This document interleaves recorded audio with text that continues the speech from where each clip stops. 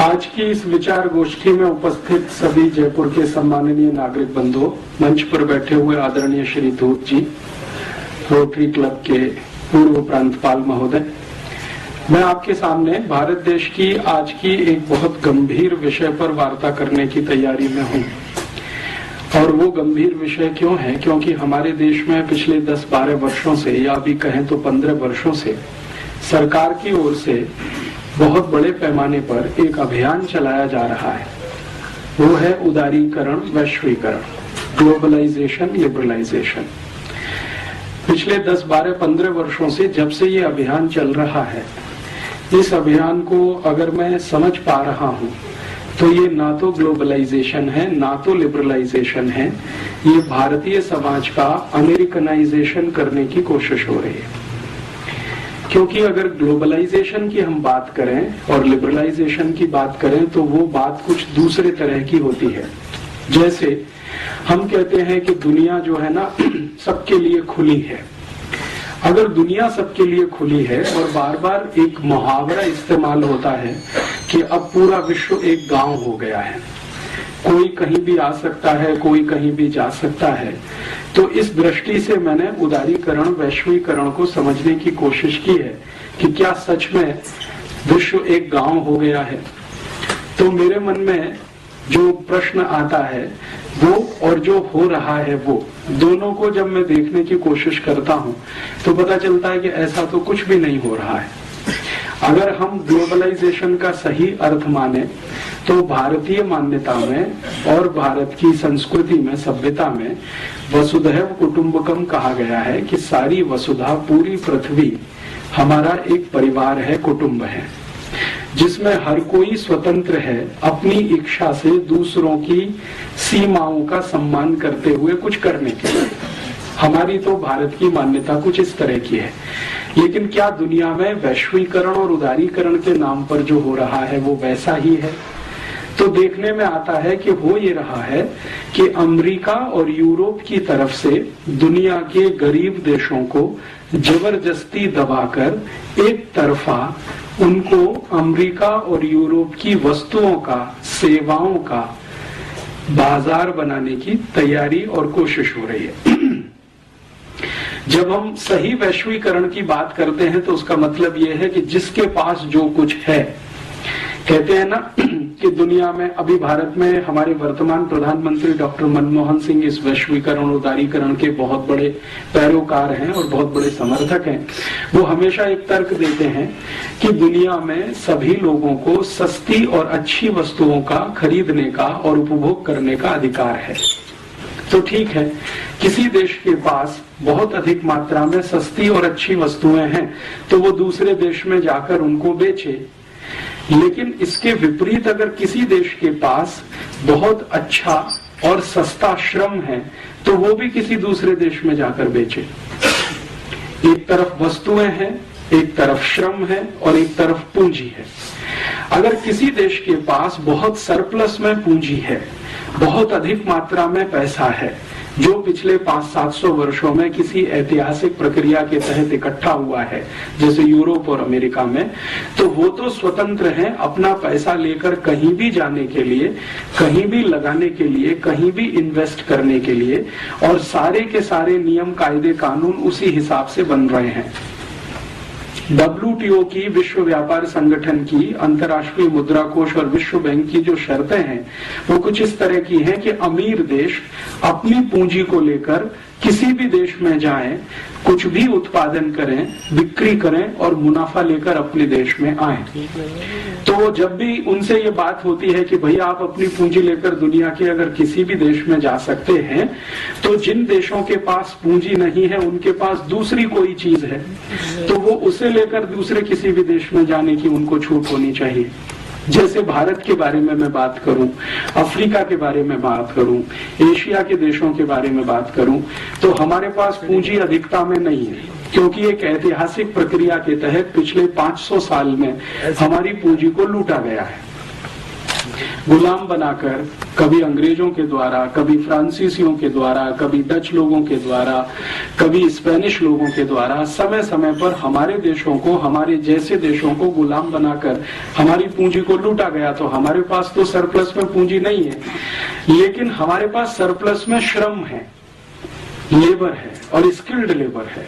तो उदारीकरण में क्यों नहीं हमको इस बात की छूट होनी चाहिए कि हम हमारे अतिरिक्त श्रम को, अतिरिक्त लेबर को लेकर दुनिया के किसी भी देश में जाएं और उनको वहां हम काम पे लगाएं और उनके श्रम का जो मूल्य मिले वो भारत में लेके आएं। इसका अर्थ यह है कि हम हमारा दरवाजा अगर विदेशी पूंजी के लिए खोलते हैं तो अमेरिका और यूरोप के देशों के दरवाजे हमारे श्रमिकों के लिए क्यों ना खुले। भाई जिसके पास जो सरप्लस है वो अपना बेचे बाजार में। तो यूरोप और अमेरिका के पास वस्तुओं की अधिकता है और पूंजी की अधिकता है, क्योंकि वो मास प्रोडक्शन वाले लोग हैं। तो अपनी वस्तु और पूंजी को लेकर अगर वो हमारे यहाँ आना चाहते हैं तो हमारे पास श्रम की अधिकता है क्योंकि जनसंख्या बहुत है। चीन के पास श्रम की अधिकता है क्योंकि जनसंख्या बहुत है।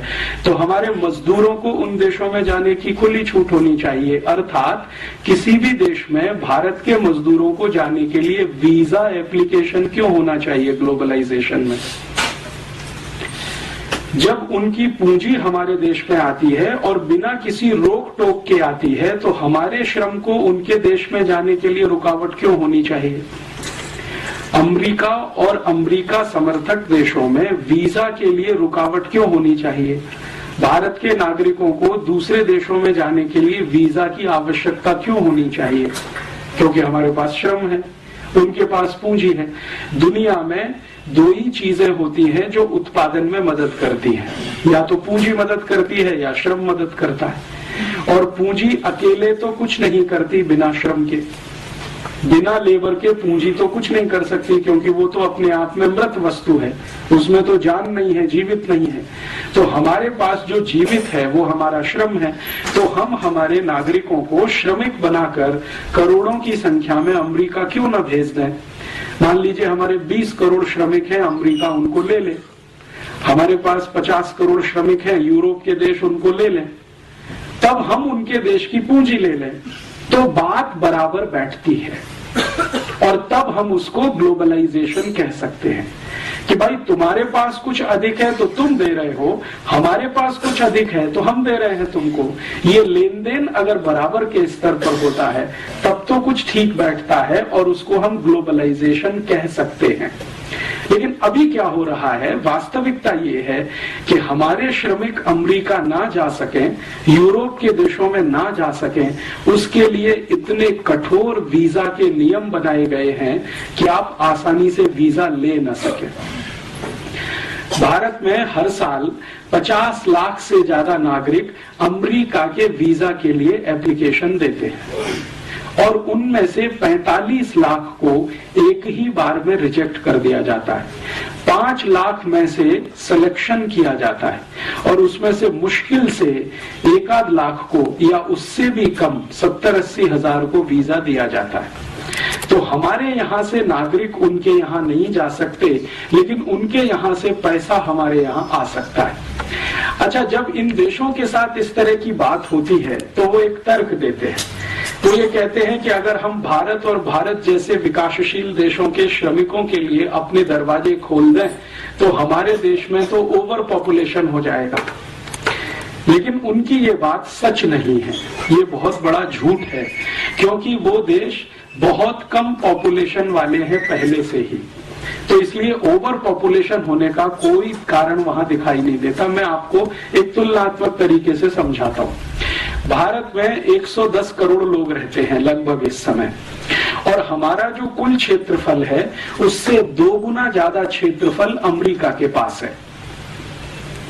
अमेरिका का क्षेत्रफल पूरे देश का हमारे भारत से लगभग 2 गुना ज्यादा है और अमेरिका में मात्र 30 करोड़ लोग रहते हैं। इसका मतलब ये है कि अमेरिका में अभी भी 30 करोड़ लोग और रह सके, इसकी गुंजाइश है। तो क्यों नहीं अमेरिका की सरकार अपने सारे दरवाजे खोलकर दुनिया के देशों से कहती है कि तुम हमारी पूंजी लो और अपने श्रमिक हमें दो। तो भारत से 30 करोड़ श्रमिक हम अमेरिका भेज दें, हम भी थोड़े बैलेंस हो जाएं, वो भी थोड़े बैलेंस हो जाएं। लेकिन अमेरिका 30 करोड़ तो छोड़ दो, 3000 लेने को तैयार नहीं। अमेरिका से भी ज्यादा क्षेत्रफल कनाडा देश का है। कनाडा का क्षेत्रफल तो अमेरिका से भी ज्यादा है। भारत से तो लगभग 3 गुने से ज्यादा है कनाडा, और आबादी उनकी बहुत कम है। आप जानते हैं कि कनाडा की कुल आबादी 3 करोड़ से भी कम है। तो 3 करोड़ की आबादी है और भारत से 3 गुना क्षेत्रफल है। हम भारत के 110 करोड़ लोग जितने क्षेत्रफल में रहते हैं, कनाडा में 330 करोड़ लोग रह सकते हैं। तो क्यों नहीं कनाडा की सरकार अपने सारे दरवाजे खोलकर भारत और भारत जैसे श्रमिकों को क्यों नहीं आमंत्रित करती।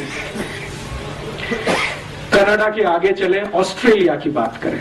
ऑस्ट्रेलिया का क्षेत्रफल भी भारत से 2.5 गुना ज्यादा है और ऑस्ट्रेलिया की कुल आबादी मात्र 2 करोड़ है और हमारी कुल आबादी 110 करोड़ है। माने जितनी क्षेत्रफल में 110 करोड़ लोग रहते हैं, उतने क्षेत्रफल में ऑस्ट्रेलिया में 250 करोड़ लोग रह सकते हैं। तो ऑस्ट्रेलिया की सरकार अपने दरवाजे क्यों नहीं खोलती भारत के सभी श्रमिकों के लिए कि आप आओ, हमारे यहाँ बस जाओ, क्योंकि हमारे पास बहुत बड़ा क्षेत्रफल है, संसाधन भी बहुत है। क्योंकि ऑस्ट्रेलिया की पूंजी भारत में आ रही है, तो भारत का अतिरिक्त श्रम ऑस्ट्रेलिया जा रहा है, ग्लोबलाइजेशन हो रहा है। और एक उदाहरण देता हूं, ऑस्ट्रेलिया के नजदीक में एक देश है न्यूजीलैंड, उसका भी क्षेत्रफल भारत से ज्यादा है और सौभाग्य दुर्भाग्य जो भी है वहां रहने वाले लगभग 1 करोड़ के आसपास है, 1.25 करोड़ है।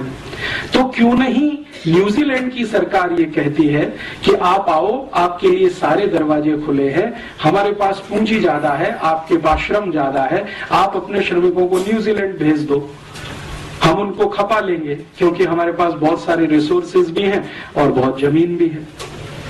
और ये जो न्यूजीलैंड है, ऑस्ट्रेलिया है, कनाडा है, ऐसे दुनिया में 145 देश हैं जिनकी जनसंख्या 1 करोड़ के आसपास है।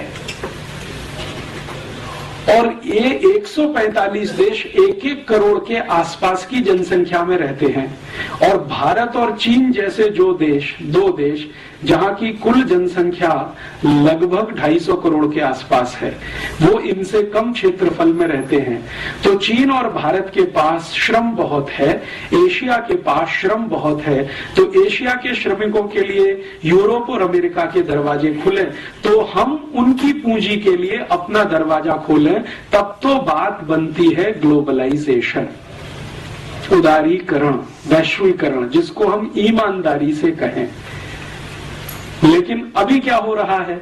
अभी ऐसा नहीं हो रहा है। अभी जो हो रहा है पिछले 12-15 वर्षों से वो ये कि भारत के श्रमिक और चीन के श्रमिक, बांग्लादेश के श्रमिक या पाकिस्तान के श्रमिक यूरोप के देशों में घुस नहीं सकते। इतने कठोर वीजा के कानून पिछले 10-12 वर्षों में बनाए गए। और ना सिर्फ कठोर कानून बनाए गए हैं, बल्कि बेईमानी भी शुरू की गई है।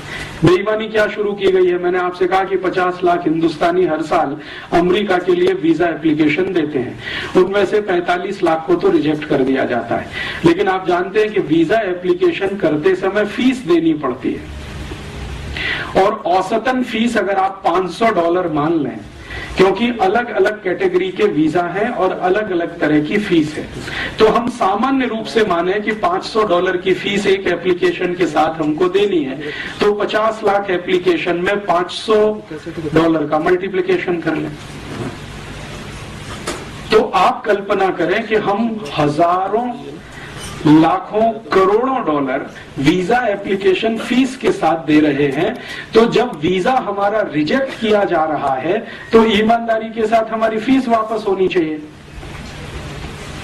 लेकिन अमेरिका की कोई भी एम्बेसी हमारी वीजा फीस को वापस नहीं करती है। इसका मतलब ये है कि अमेरिका की सभी एम्बेसियां पूरी बेईमानी के साथ इस देश को लूटने में लगी हुई हैं। ईमानदारी तो ये है कि अगर आप हमारा वीजा नहीं दे सकते तो फीस वापस कर दो और कह दो कि भाई आप अमेरिका जाने के लायक नहीं है। लेकिन हमारी फीस भी नहीं देते, पैसा भी रख लेते हैं, अपमान करके हमको एम्बेसी से निकाल भी दिया जाता है, फिर भी हम वहां लाइन लगा के खड़े रहते हैं। मैंने बहुत दुखद दृश्य मेरी आंखों से बार बार देखा है। दिल्ली, मुंबई, कलकत्ता, मद्रास में भारत के लोग गुलामों की तरह से अमेरिका एम्बेसी में वीजा के लिए लाइन लगाते हैं, जैसे भेड़ बकरियां लाइन लगाती हैं, और उनके साथ इतनी बदतमीजी और इतने अपमान का व्यवहार किया जाता है कि वो सुसाइड कर लेना वहां ज्यादा सम्मानजनक होता है। हर क्षण अपमान करते हैं। आपको इंटरव्यू के लिए बुलाया जाएगा और बहुत ही बदतमीजी के साथ आपसे सवाल किए जाएंगे।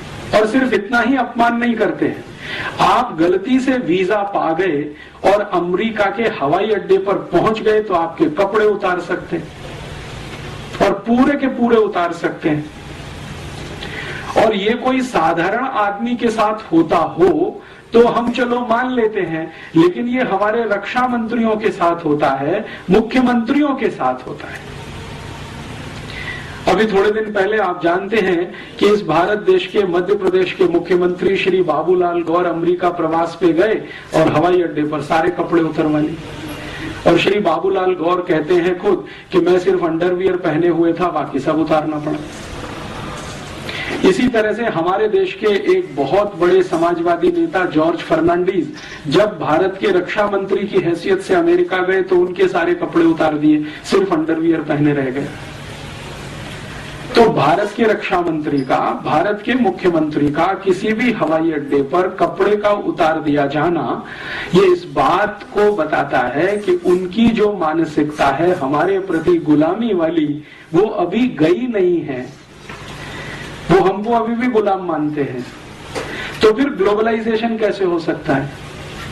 जो भी कुछ हो रहा है वो अमेरिकनाइजेशन ही हो रहा है। वहां से तो सब कुछ यहाँ आए, वहां की कंपनियां यहाँ आए, वहां की सेवा करने वाली संस्था यहाँ आए, वहां के विशेषज्ञ यहाँ आए, डॉक्टर्स आए, चार्टेड अकाउंटेंट्स आए, इंजीनियर्स आए, वहां के एडवोकेट्स भारत में आए, सब कुछ वहां का यहाँ आए। वहां की दाल आए, चावल आए, चना आए, मटर आए, वहां की सब्जियां आए, सब कुछ। यहां से कुछ ना जाए वहां की संस्कृति आए, वहां की सभ्यता आए, वहां की परंपरा आए, सब कुछ आए, यहां से कुछ ना जाए वहां। तो ये तो कुछ ग्लोबलाइजेशन नहीं है और ये तो कुछ लिबरलाइजेशन भी नहीं है। और ग्लोबलाइजेशन और लिबरलाइजेशन के सही शब्दों को अगर अर्थ करना सीखें, उदारीकरण और वैश्वीकरण की सही परिभाषा करना सीखें, तो हमारे यहाँ संस्कृति में बहुत विस्तार पूर्वक कहा गया वसुधैव कुटुंबकम, मतलब पूरी दुनिया आपके लिए परिवार जैसी है। माने दुनिया के साथ आप परिवार जैसा व्यवहार करें। तो परिवार में जिस तरह का व्यवहार होता है वैसा आप दुनिया के साथ करें। ये भारतीयता और भारतीय परंपरा या भारतीय मान्यता में है। लेकिन वो व्यवहार कैसे करें? वो तो परिवार मानते नहीं है। वो तो मानते हैं कि आप गुलाम हैं, पहले भी थे, आज भी हैं, और आपकी गर्ज है जो आप अमेरिका आने के लिए वीजा एप्लीकेशन लगाते हैं। अमेरिका सरकार की कोई गर्ज नहीं है आपको बुलाने की। तो ये तो एक तरफा मामला है, ये तो दो तरफा है नहीं। तो एक तरफा मामले में तो ना तो लिबरलाइजेशन होता है, उदारीकरण होता है, ना तो वैश्वीकरण होता है। उसमें जो होता है वो करण वो होता है जिस देश से सब कुछ आ रहा है और यहां से कुछ नहीं जा पा रहा है। यहां से कुछ भी हम भेजें, जैसे हम अंगूर भेजें, आम भेजें, टमाटर भेजें, गाजर भेजें, मूली भेजें, तो वहां से रिजेक्ट हो जाता है। और वो आरोप ये लगाते हैं कि आपने इसमें बहुत यूरिया, बहुत डीएपी, बहुत सुपर फॉस्फेट मिला दिया, बहुत सारा पेस्टिसाइड मिला दिया, अब ये जहर हो गया है, तो भारत का तो हम ये नहीं ले सकते। लेकिन वहां का कोई भी जहर यहाँ बिक सकता है। पेप्सी कोला बिक सकता है, कोका कोला बिक सकता है, पिज्जा बिक सकता है, बर्गर बिक सकता है, हॉट डॉग, कोल्ड डॉग बिक सकता है। हमारे देश की कई वैज्ञानिक संस्थाओं ने पेप्सी कोक को जहर घोषित किया है, फिर भी बिक सकता है। तो वहां का कुछ भी बिके, यहाँ का अंगूर भी अमेरिका में ना बिक सके, आम भी ना बिक सके, गाजर, टमाटर, मूली भी ना बिक सके। तो ये सारा मामला जो है ना तो वैश्वीकरण का है, ना उदारीकरण का है, ये सारा अमरीकीकरण का है। और इस अमरीकीकरण को हमारे देश के वर्तमान प्रधानमंत्री ने और हमारे देश के वर्तमान वित्त मंत्री ने, दोनों ने अलग अलग समय पर बिल्कुल ठप्पा लगा के सिद्ध कर दिया कि हम जो कर रहे हैं वो वास्तव में भारत का गुलामीकरण ही है। मैं आपको इसका एक ठोस उदाहरण देता हूं। हमारे वर्तमान प्रधानमंत्री डॉक्टर मनमोहन सिंह 8 जुलाई 2005 को लंदन गए। लंदन में एक बड़ी विश्वविद्यालय है, उसको ऑक्सफोर्ड कहते हैं। हमारे वर्तमान प्रधानमंत्री ऑक्सफोर्ड में पढ़े हैं, ऐसा वो बड़े गर्व से कहते हैं। ठीक है, अब वो जो ऑक्सफोर्ड ने उनको एक डॉक्टरेट का डिग्री दिया, एक तो वो पहले ले चुके हैं पीएचडी करते हुए, अभी एक दूसरा डॉक्टरेट उनको दिया ऑक्सफोर्ड विश्वविद्यालय ने सम्मान के रूप में। तो उस डिग्री को लेने के लिए वो गए और वहां जो कार्यक्रम था ऑक्सफोर्ड यूनिवर्सिटी में, उसमें उनके साथ मंच पर ब्रिटेन की महारानी भी थी, ब्रिटेन के प्रधानमंत्री भी थे टॉनी ब्लेयर, और ब्रिटेन की सरकार के कुछ महत्वपूर्ण अधिकारी भी थे। महारानी का, जैसा आप जानते हैं, ब्रिटेन में आज भी राजा के जैसा ही रुतबा है। उनका जो कुर्सी होता है वो सबसे ऊंचा बनाया जाता है, बाकी सबका कुर्सी उससे नीचा रहता है। तो मनमोहन सिंह और टॉनी ब्लेयर का कुर्सी नीचा था, रानी का कुर्सी ऊंचा था, तो थोड़े ऊंचाई के पोडियम पर वो बैठी हुई थी, पेडेस्ट्रल पे। मनमोहन सिंह साहब ने 44 मिनट वहां भाषण दिया और उसकी रिकॉर्डिंग बीबीसी ने किया, और बीबीसी ने ब्रिटेन में तो उसको डायरेक्ट टेलीकास्ट किया, लेकिन थोड़े दिन के बाद हिंदुस्तान में भी हमें वो देखने को मिल गया। 2-3 दिन के बाद उन्होंने यहां भी दिखा दिया। वो भाषण मैंने देखा तो मैं तो दंग रह गया। मनमोहन सिंह ने अपने 44 मिनट के पूरे भाषण में जो कुछ कहा वो किसी भी स्वाभिमानी भारतीय के लिए शर्म से डूब मरने जैसा है। उन्होंने कहा कि हम भारतवासियों से तो बहुत बड़ी गलती हो गई जो हमने अंग्रेजों को भगा दिया अपने देश में से। ये उनका ऑक्सफोर्ड यूनिवर्सिटी में भारत के प्रधानमंत्री के रूप में वक्तव्य है कि हमसे तो बहुत बड़ी गलती हो गई जो हमने अंग्रेजों को भगा दिया। तो क्यों हो गई ये गलती? तो वो कह रहे हैं कि अंग्रेजों की सभ्यता ने तो हमको बहुत कुछ सिखाया है, अंग्रेजों की संस्कृति से तो हमको बहुत कुछ सीखने को मिला है, अंग्रेजी शिक्षा से तो हमें बहुत कुछ लाभ हुआ है, अंग्रेजी विज्ञान और तकनीकी ने तो हमें बहुत ऊंचा उठाया है। हम तो भारतवासी अंग्रेजों के आने के पहले अंधकार युग में रहते थे, अंग्रेजों ने हमको प्रकाश में लाया। तो इसलिए अंग्रेजों की सभ्यता, उनकी संस्कृति, उनकी परंपरा, उनकी भाषा, उनका रहन सहन, और उसके भी आगे जाकर उन्होंने कहा कि अंग्रेजों की न्याय व्यवस्था न होती तो हमको तो मालूम नहीं था न्याय कैसा होता है। जो अंग्रेजों की अंग्रेजी नहीं होती तो हम तो दुनिया के ज्ञान से बिल्कुल वंचित थे, हमको तो ज्ञान भी नहीं होता। इतनी बातें 44 मिनट में वो बोल गए। उनका जो पहला ही वाक्य है, अगर हम उसको ठीक से समझने की कोशिश करें कि हमसे तो गलती हो गई जो हमने अंग्रेजों को भगा दिया, इसका सीधा सा मतलब ये है कि अंग्रेजों को भगाने वाले जितने भी भारतीय थे वो सब मनमोहन सिंह की नजर में गलत हैं। अर्थात महात्मा गांधी गलत हैं, भगत सिंह गलत हैं, ऊधम सिंह गलत हैं, चंद्रशेखर आजाद गलत हैं, तात्या टोपे गलत हैं, झांसी की रानी गलत है, कित्तूर चेन्नम्मा गलत है। भारत में 6,40,000 क्रांतिकारी थे जिन्होंने अंग्रेजों को भगाने के लिए अपना बलिदान किया। उन सबका अपमान मनमोहन सिंह ने एक वाक्य में कर दिया कि हमसे तो गलती हो गई जो हमने अंग्रेजों को भगा दिया। नहीं भगाते तो शायद और अच्छा होता भारत, जो आज का भारत है ये और अच्छा होता, और अच्छा होता माने मनमोहन सिंह की नजरों में भारत और 1947 से 2005 तक अंग्रेजों का ही गुलाम रहता, हमारी नजरों में गुलाम रहता, मनमोहन सिंह की नजरों में विकास करता हुआ एक देश होता। क्योंकि विकास करना तो हमने अंग्रेजों से ही सीखा, ये मनमोहन सिंह की पक्की मान्यता है। ये उसको वो ऐतिहासिक संदर्भ में तो नहीं, लेकिन अर्थशास्त्र के रूप में वो सिद्ध करते हैं अपने सभी व्याख्यानों में, लिखते भी हैं, बोलते भी हैं, करते भी हैं। अभी भारत में शायद मनमोहन सिंह से ज्यादा अंग्रेजियत वाला दूसरा कोई व्यक्ति मिलेगा जिसको आप टॉर्च लेके ढूंढो जो इतना पक्का अंग्रेज होगा। अंग्रेज भी सोचेंगे तो अपने पर शर्म करेंगे कि हमसे ज्यादा पक्का अंग्रेज तो ये है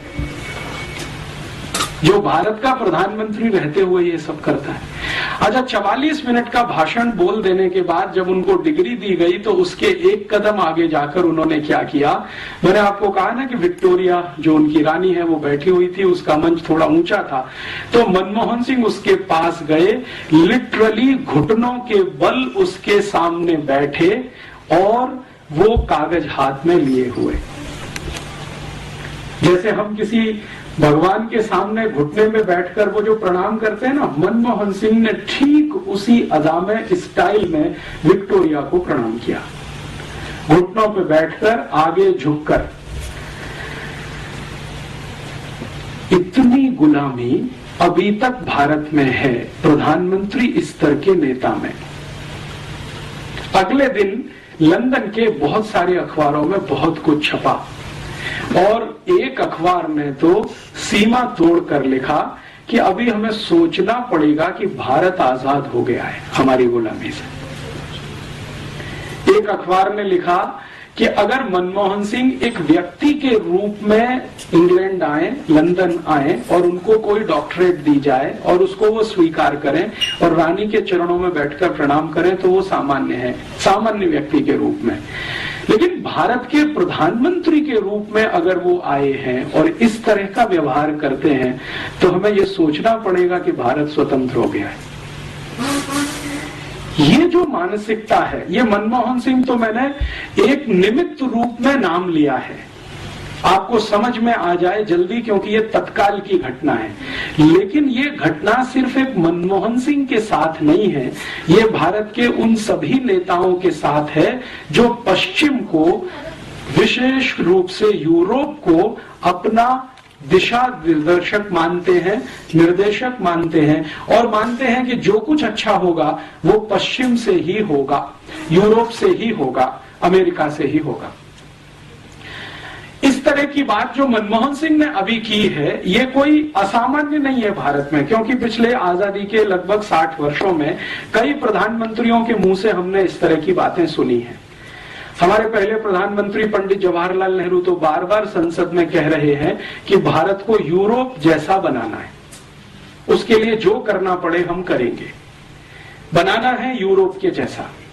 और इसको उन्होंने 1953 में स्वीकार किया है। उनकी एक चिट्ठी है जो कनाडा के प्रधानमंत्री को उन्होंने लिखी है और उस पर उन्होंने स्पष्टता से कहा है कि मेरे और महात्मा गांधी के बहुत बड़े वैचारिक मतभेद हैं भारत के विकास को लेकर। गांधी जी चाहते रहे हैं कि भारत स्वदेशी और स्वावलंबन के रास्ते पर जाए, मैं चाहता हूं कि भारत यूरोप जैसा बने। इसमें हमारे उनके बहुत मतभेद हैं, वो कनाडा के प्रधानमंत्री को कह रहे हैं। और इतना ही नहीं, आगे पत्र में तो वो वहां तक कह गए हैं कि मुझे ऐसा लगता है कि महात्मा गांधी का दिमाग खराब हो गया। ये शब्द हैं जो पंडित नेहरू ने लिखे हैं गांधी जी के प्रति। और पत्र की अंतिम वाक्य तो उनकी इतनी खराब है, वो कहते हैं कि ये खूसट बुढ़ा, जो शब्द इस्तेमाल किया है, ये खूसट बुढ़ा जितनी जल्दी चला गया हमारे लिए उतना अच्छा। माने नेहरू जी को इस बात का कोई गम नहीं है कि गांधी जी जल्दी चले गए, 1948 में ही मर गए। वो पत्र की फोटोकॉपी मैंने बहुत संभाल के रखी हुई है। कनाडा के प्रधानमंत्री को भारत के प्रधानमंत्री द्वारा लिखा गया पत्र 1953 में 22 जुलाई की तारीख है। कनाडा के प्रधानमंत्री ने गलती से कहें या जानबूझकर कहें, उस पत्र को अपनी ऑटोबायोग्राफी में अभी छाप दिया है और वो थोड़े दिन में भारत में किताब बन के आएगा तो उस पर बवाल होने वाला है और जवाब देना पड़ेगा। तो नेहरू जी खुद मानते हैं कि मेरे गांधी जी से मतभेद हैं विकास के सवाल पर। और बाद में नेहरू जी का जो भारत की संसद में अलग अलग समय पर दिए गए वक्तव्य हैं, जैसे उन्होंने एक बार बहुत लंबा भाषण दिया है भारत की संसद में गाय के वध को रोकने के प्रश्न पर, गोवध रोकने के प्रश्न पर। तब लंबे भाषण में उन्होंने कहा है कि आजादी के पूर्व मैंने कहा था कि गाय हत्या बंद होनी चाहिए, लेकिन जरूरी नहीं है कि आजादी के बाद वो हो ही जानी चाहिए। और वो कहते हैं कि मैं संसद के सभी सांसदों को विनम्रता पूर्वक अपील करता हूं कि ये गोवध को रोकने के लिए जो कानून बनने जा रहा है इसको वो पास ना होने दें। अगर ये पास हुआ तो मुझे इस्तीफा देना पड़ेगा। तो उनसे जब बात की जा रही है कि आपको क्या तकलीफ है भारत की गाय की रक्षा हो, इसमें आप क्यों परेशान हैं, तो नेहरू जी कहते हैं कि ये विश्व के लोग हंसेंगे हमारे ऊपर, दुनिया हंसेगी कि हम गाय बचाने में लगे हुए हैं। दुनिया हंसेगी माने यूरोप हंसेगा हमारे ऊपर कि हम गाय बचाने में लगे हुए, क्योंकि यूरोप में तो गाय को काट के ही खाया जाता है, दूध के लिए गाय को यूरोप में पाला नहीं जाता है। ये ठीक है कि वो दूध दे देती है तो वो बाई प्रोडक्ट है, लेकिन मुख्य तो गाय का मांस है। तो दुनिया के यूरोप और अमेरिका के लोग तो हंसेंगे, और हमको तो यूरोप जैसा ही होना है, तो गो हत्या क्यों बंद होनी चाहिए भारत में। तो ये एक विचार है। ये मैंने तुलना इसलिए की है कि ये मनमोहन सिंह महोदय ने जो कुछ बोल दिया है वो कोई आश्चर्य की बात नहीं है, क्योंकि भारत में पिछले 60 साल से ये बोला जा रहा है। अगर नेहरू जी ये बोल सकते हैं तो मनमोहन सिंह के बोलने में क्या तकलीफ है। और आप कहेंगे जी ये नेहरू जी और मनमोहन सिंह तक सीमित है, तो ये ऐसा नहीं है। भारत में पिछले 60 वर्षों में जो प्रधानमंत्री हुए हैं उनमें से 2-3 को छोड़कर लगभग सभी इसी विचार के हैं, मानसिकता के हैं। और प्रधानमंत्री से भी ज्यादा पिछले 60 वर्षों में भारत की योजना बनाने वाले जो बड़े अर्थशास्त्री हुए हैं या योजना आयोग के अध्यक्ष उपाध्यक्ष रहे हैं, वो तो इससे भी ज्यादा बड़ी मानसिकता वाले हैं। जैसे वर्तमान में योजना आयोग के अध्यक्ष तो हमेशा प्रधानमंत्री होते हैं, लेकिन मुख्य काम उपाध्यक्ष करता है। तो मोंटेक सिंह अहलूवालिया इस समय उपाध्यक्ष हैं। वो कहते हैं कि नेहरू जी जितनी तीव्रता से भारत को यूरोप बना सकते थे, उससे ज्यादा मैं चाहता हूं कि और ज्यादा तेजी से भारत यूरोप बने।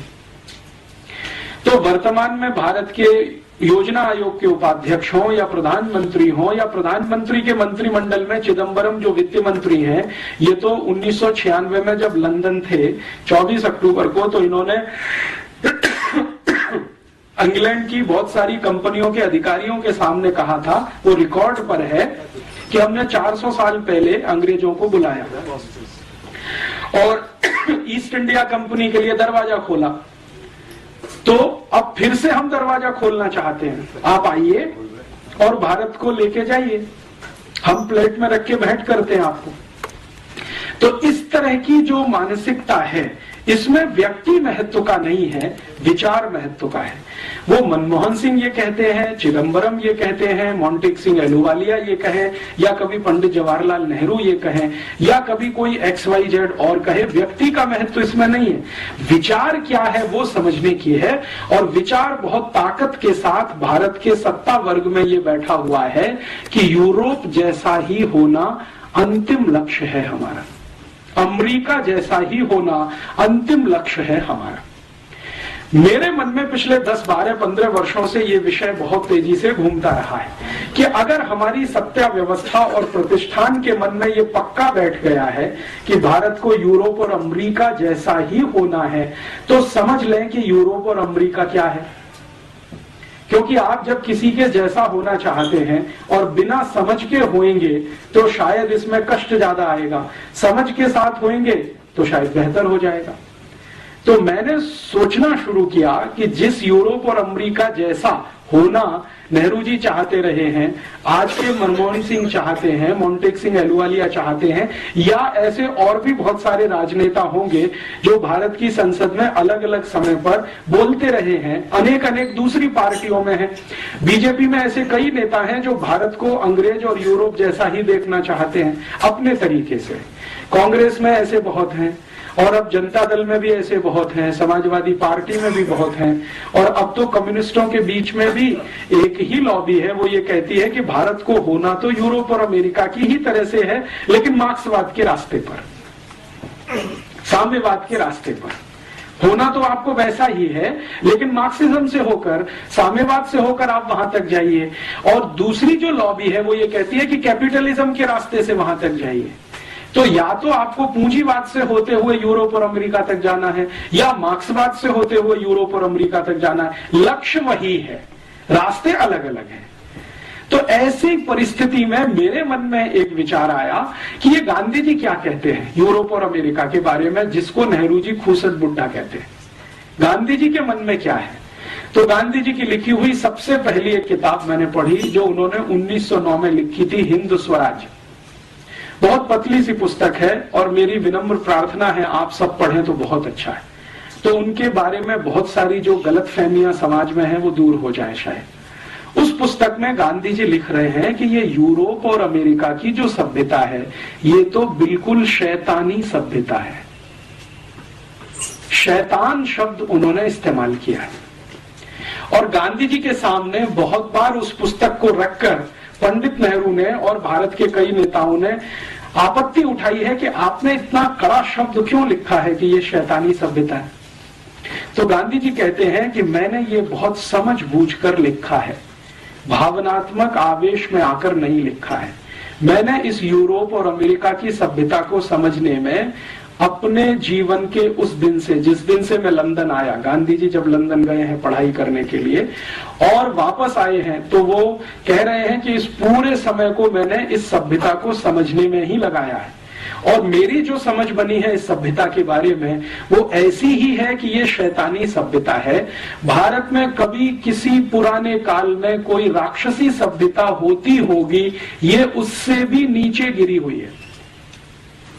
इतने कड़े शब्दों में वो कह रहे हैं। इससे भी ज्यादा कड़े शब्दों में गांधी जी ने एक और टिप्पणी की है जो दर्ज है, जिसको उन्होंने आज तक वापस नहीं लिया अपने मरने के पहले तक। वो टिप्पणी ये है, वो ये कह रहे हैं कि ये जो पार्लियामेंट्री डेमोक्रेसी है, संसदीय लोकतंत्र जो हमने इंग्लैंड से उधार ले लिया है या इंग्लैंड ने जबरदस्ती हमारे ऊपर थोप दिया है, ये तो किसी वैश्यावृत्ति से भी नीचे गिरा हुआ है। गांधी जी कहते हैं कि वैश्यावृत्ति करना संसदीय लोकतंत्र में जाने से बेहतर है। इतने कड़े शब्द हैं उनके।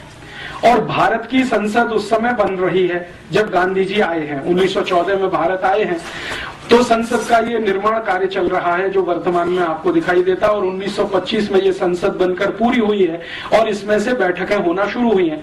तो गांधी जी कहते हैं कि ये तो हमने एक बांझ को खड़ा कर दिया है जिसमें फर्टिलिटी नहीं है। तो गांधी जी को कोई पूछ रहा है कि आप ऐसा क्यों बोल रहे हैं, तो उन्होंने कहा कि इस संसद में से जिसको हमने खड़ा कर दिया है ढांचा, भारत के लिए कुछ भी शुभ निकलेगा नहीं, इसमें से जो निकलेगा वो अशुभ ही होगा। और ये बात गांधी जी जो 1914-15 में कह गए हैं, सन 2005 में सिद्ध हो गई है। अब इसमें सिद्ध होने के लिए और बहुत प्रतीक्षा करने की जरूरत नहीं है कि इसमें से कुछ निकलेगा नहीं। प्रोस्टिट्यूशन बोल दिया संसदीय लोकतंत्र को और यूरोपियन अमेरिकन सिविलाइजेशन को बोल दिया कि ये शैतानी सभ्यता है। शैतान की सभ्यता, राक्षसों की सभ्यता भी इससे कुछ अच्छी हो सकती है, ये उससे भी गिरी हुई है। गांधी जी की यही एक पुस्तक पढ़कर मेरे मन में तीव्र जिज्ञासा पैदा हुई कि गांधी जी ने जिस यूरोपीय सभ्यता के बारे में ये शब्द इस्तेमाल किया और जिसको उन्होंने समझ लिया 14-15 साल में, इसको हम भी समझें। तो पहले मैं ढूंढता रहा कि गांधी जी ने यूरोपियन सभ्यता के बारे में कहां कहां क्या क्या लिखा है, लेकिन गांधी जी ने अपने एक पत्र में लिखा है। मीरा बहन जो गांधी जी की एक सहयोगी थी, मैडलिन स्लेड उनका मूल नाम था, आयरिश लेडी थी, गांधी जी के साथ आकर उन्होंने बहुत दिन काम किया, तो उनको बहुत सारे पत्र उन्होंने लिखे हैं। तो उसमें एक पत्र है जिसमें वो कहते हैं कि देखो, मुझे कभी समय मिला, फुर्सत हुई तो विस्तार के साथ में पश्चिमी सभ्यता के बारे में लिखूंगा, तुमको कोई आपत्ति तो नहीं होगी।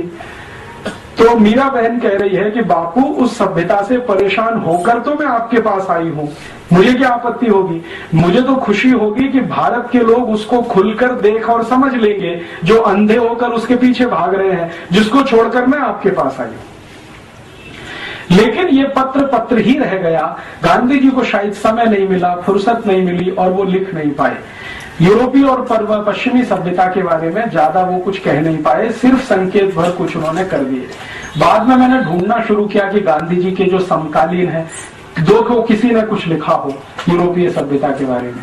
तो गांधी जी के जो समकालीन हैं और कुछ अच्छे लेखक इस देश में माने जाते हैं, उनमें से 2-3 ने कोशिश किया, लेकिन वो भी भरपूर तरीके से नहीं लिखा, संकेत मात्र है। जैसे एक जैनेन्द्र कुमार जैन बड़े हिंदी के लेखक हुए, गांधी जी से बहुत प्रभावित थे, पश्चिमी सभ्यता के बारे में उन्होंने कुछ लिखा है। अभी थोड़े दिन पहले हिंदी के एक बड़े लेखक का स्वर्गवास हुआ, श्री निर्मल वर्मा। उन्होंने थोड़ी कोशिश की है और पश्चिमी सभ्यता को गांधी जी की दृष्टि से देखने की, लिखने की, लेकिन श्री निर्मल वर्मा ने पश्चिमी सभ्यता के बारे में 2-3 फुटकर लेख लिखे हैं, कोई बड़ा पुस्तक नहीं लिख पाए। ऐसे हमारे देश में कुछ और भी हिंदी के लेखक हुए, कुछ कन्नड़ के हैं, तमिल तेलुगु में है। तेलुगु के एक बड़े लेखक हैं शास्त्री, वासुदेव शास्त्री करके, जो नारायण ये पीवी नरसिम्हा राव मंत्रिमंडल में कुछ समय तक उनके सलाहकार में थे। वो भी कुछ लिख कर गए हैं, लेकिन वैसा नहीं जैसा गांधी जी चाहते। मैंने बहुत ढूंढा भारत में, ज्यादा कुछ नहीं मिला। तो मैंने फिर सोचा कि अब कहां से लें, तो मेरे मन में आया कि जिन्होंने ये पश्चिम की सभ्यता बनाई है, उन्हीं से क्यों ना लें, डायरेक्ट उन्हीं से लें। भारत का कोई लेखक कुछ लिखता है उसके बारे में, उससे अच्छा ये है कि पश्चिम के लेखकों ने अपनी सभ्यता के बारे में जो लिखा है उसी को इकट्ठा करें।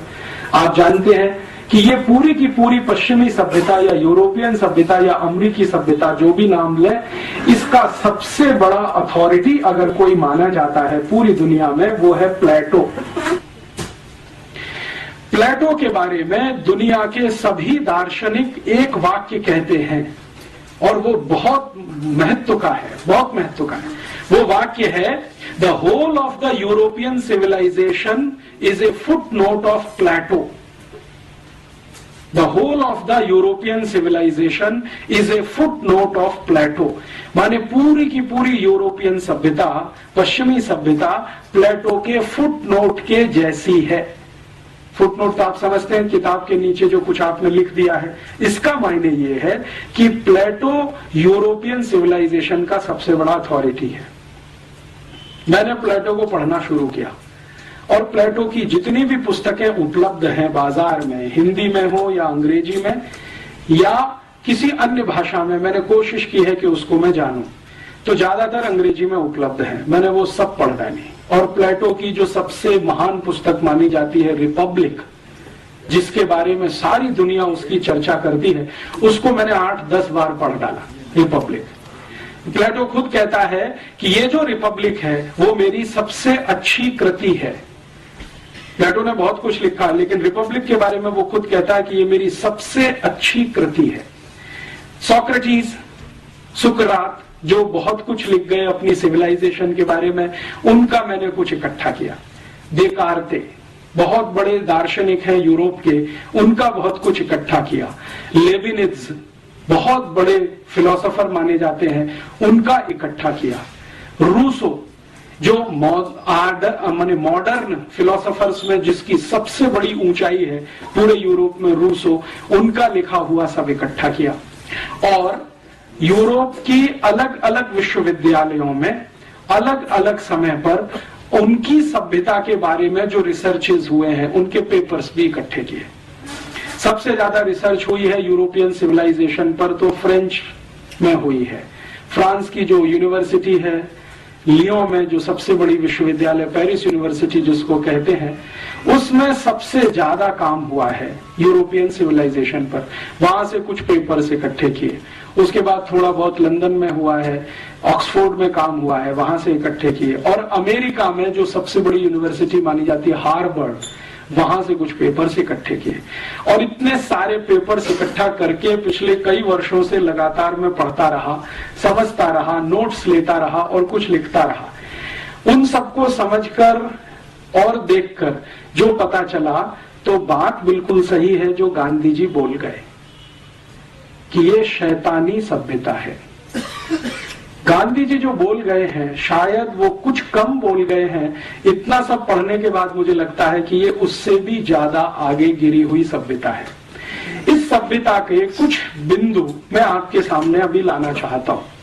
जिस यूरोपियन और अमेरिकन सिविलाइजेशन की तरफ हम अंधे होकर दौड़ रहे हैं, हमसे मतलब हमारी राज व्यवस्था, हमारी जो पॉलिटिकल इकोनॉमी है, वो अंधा होकर जो दौड़ रही है और हमारे देश के जो राज्य चलाने वाले लोग हैं उसको मैं समझना चाहता हूं कि इसमें बुराई क्या है और कुछ अच्छाई है तो वो भी दिखाई दे। तो उस दृष्टि से मैंने थोड़ा तटस्थ होकर उनके यहाँ से कुछ इकट्ठा किया है।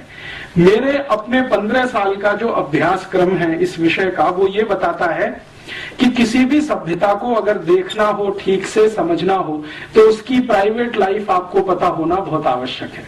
क्योंकि जो सिविलाइजेशन होती है वो प्राइवेट लाइफ से शुरू होती है। निजी जीवन जो होता है आपका, वो आपकी सिविलाइजेशन को पूरी तरह से बताता है। जो सार्वजनिक जीवन है वो सिविलाइजेशन को कई बार नहीं बताता। क्यों? क्योंकि सार्वजनिक जीवन में आप कई बार पाखंड कर रहे होते हैं, ढोंग कर रहे होते हैं, आप जो नहीं होते हैं उसको दिखाने की कोशिश कर रहे होते हैं। तो सार्वजनिक जीवन तो बहुत विवादास्पद हो जाता है। निजी जीवन में विवाद नहीं होता, क्योंकि वहां जो है वो है। घर के अंदर आप जैसे हैं वो आपका प्राइवेट लाइफ बता देता है कि आपकी सिविलाइजेशन कैसी है। तो यूरोपियन परिवार की या यूरोपियन समाज की, और यूरोपियन समाज में मैं जब भी कहूंगा तो अमेरिका शामिल है, तो यूरोपियन समाज की निजी जिंदगी को जानने की पिछले कुछ साल में कोशिश करता रहा। उसमें से जो तथ्य निकल कर आए हैं वो बहुत ऐसे हैं जो झकझोर देते हैं, कई बार स्वीकार नहीं होते हैं, कई बार डाइजेस्ट नहीं होते हैं। मुझको ये सारे तथ्य डाइजेस्ट होने में बहुत साल लग गए और मैं, मेरे गुरु जिनका नाम है श्री धर्मपाल, जिन्होंने मुझे इस काम में बहुत बड़ी मदद की, उनके साथ इस विषय पर घंटों घंटों बहस करता रहा हूं पिछले 1997 से आज तक। तो वो ये कहते हैं कि तुमको क्या तकलीफ होती है ये सत्य को स्वीकार करने में जैसा वो है। मैंने कहा मुझे जो बताया गया है यूरोप के बारे में और अमेरिका के बारे में वो इन तथ्यों से बिल्कुल उल्टा है। तो उन्होंने कहा कि सोच लो, जो तुम्हें बताया गया है वो गलत है और जो अभी तुम देख रहे हो वो ही सच है। तो मैं उनसे हमेशा ये पूछता रहा कि जिन लोगों ने मुझे ये बताया कि यूरोप ऐसा है, अमेरिका ऐसा है, उन लोगों ने शायद इनको जानबूझकर छुपा के रखा हमसे। तो उनका इसलिए कि उनको तुम्हें गुलाम बना के रखना था। तो अंग्रेजों ने अपने बारे में योग बताया, वो थोड़ा अच्छा ही होगा, खराब क्यों बताएंगे? खराब तो तुमको खोजना पड़ेगा अगर उनका पूरा सत्य देखना है तो वो जो कुछ दिखाई देता है वो गांधी जी के कहे से बिल्कुल मेल खाता है। अभी मैं यूरोपियन सभ्यता के बारे में आगे बढ़ूं उससे पहले एक सत्य उनका आपके सामने उद्घाटित करूं। वो आप सब जानते हैं, लेकिन ध्यान में लाने के लिए, यूरोप जो है वो एक खास तरह के वातावरण में रहने वाला इलाका है। खास तरह का वातावरण माने जहां ठंड बहुत होती है, तापमान बहुत बार -20 डिग्री सेंटीग्रेड से भी नीचे चला जाता है, कई बार -40 डिग्री सेंटीग्रेड हो जाता है। दुनिया में माना जाता है कि 0 डिग्री तापमान जो है ना सबसे न्यूनतम है, लेकिन वो -20 उससे भी नीचे है, -40 और ज्यादा नीचे है। तो कई बार -20 -40 डिग्री सेंटीग्रेड टेम्परेचर हो जाए और वो 2-2 3-3 महीने तक लगातार रहे, तो आप कल्पना करिए कि कैसा इलाका होगा। भयंकर ठंड वाला, बर्फ वाला इलाका है। यूरोप में 23 देश तो ऐसे हैं जहां साल में 9 महीने सूर्य का प्रकाश जमीन पर नहीं आता। 23 देशों में तो सूर्य का प्रकाश 9 महीने तक जमीन पे नहीं आता।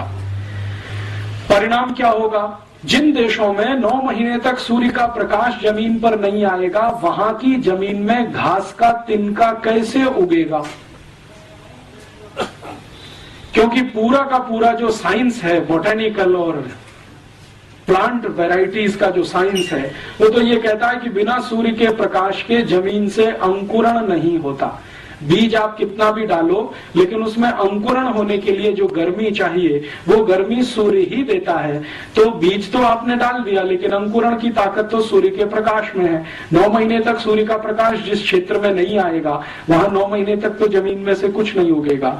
तो यूरोप के 23 देशों में साल में 9 महीने जमीन में से कुछ उत्पादन नहीं होता और 6 महीने तक तो बर्फ ही बर्फ रहती है।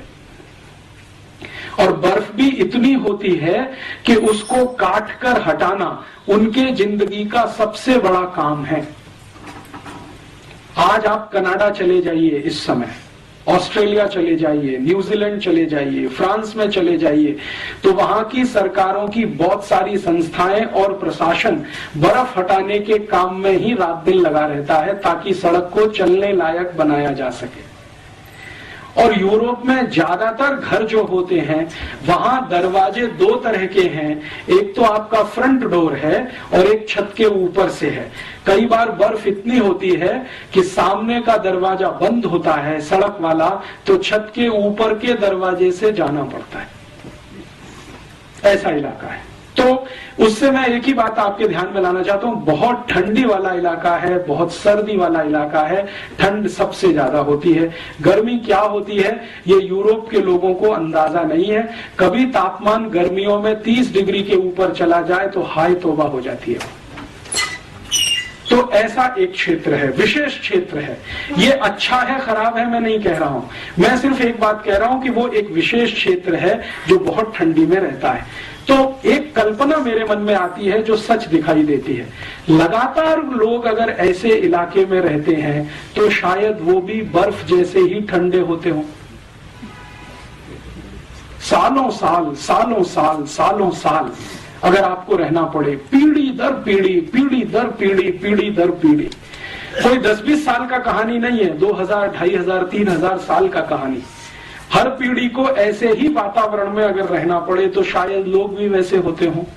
बर्फ जैसे ठंडा होने का मतलब है मानसिकता के स्तर पर, माने भावनात्मक कम होना, रागात्मक कम होना, सहृदयात्मक कम होना, क्योंकि ये तो सब गर्म देशों की निशानियां हैं। और बहुत बार मैं मेरे मन में एक प्रश्न उठाता रहता हूं कि ये यूरोप का पूरा इलाका एक भी किसी सभ्यता को जन्म नहीं दे पाया अपने के बाद, और एक भी धर्म को नहीं दे पाया अपने के बाद। उनका अपना धर्म जिसको आज वो मानते हैं वो भी एशिया से गया है, जिसको क्रिश्चियनिटी कहा जाता है, वो यूरोप में नहीं है।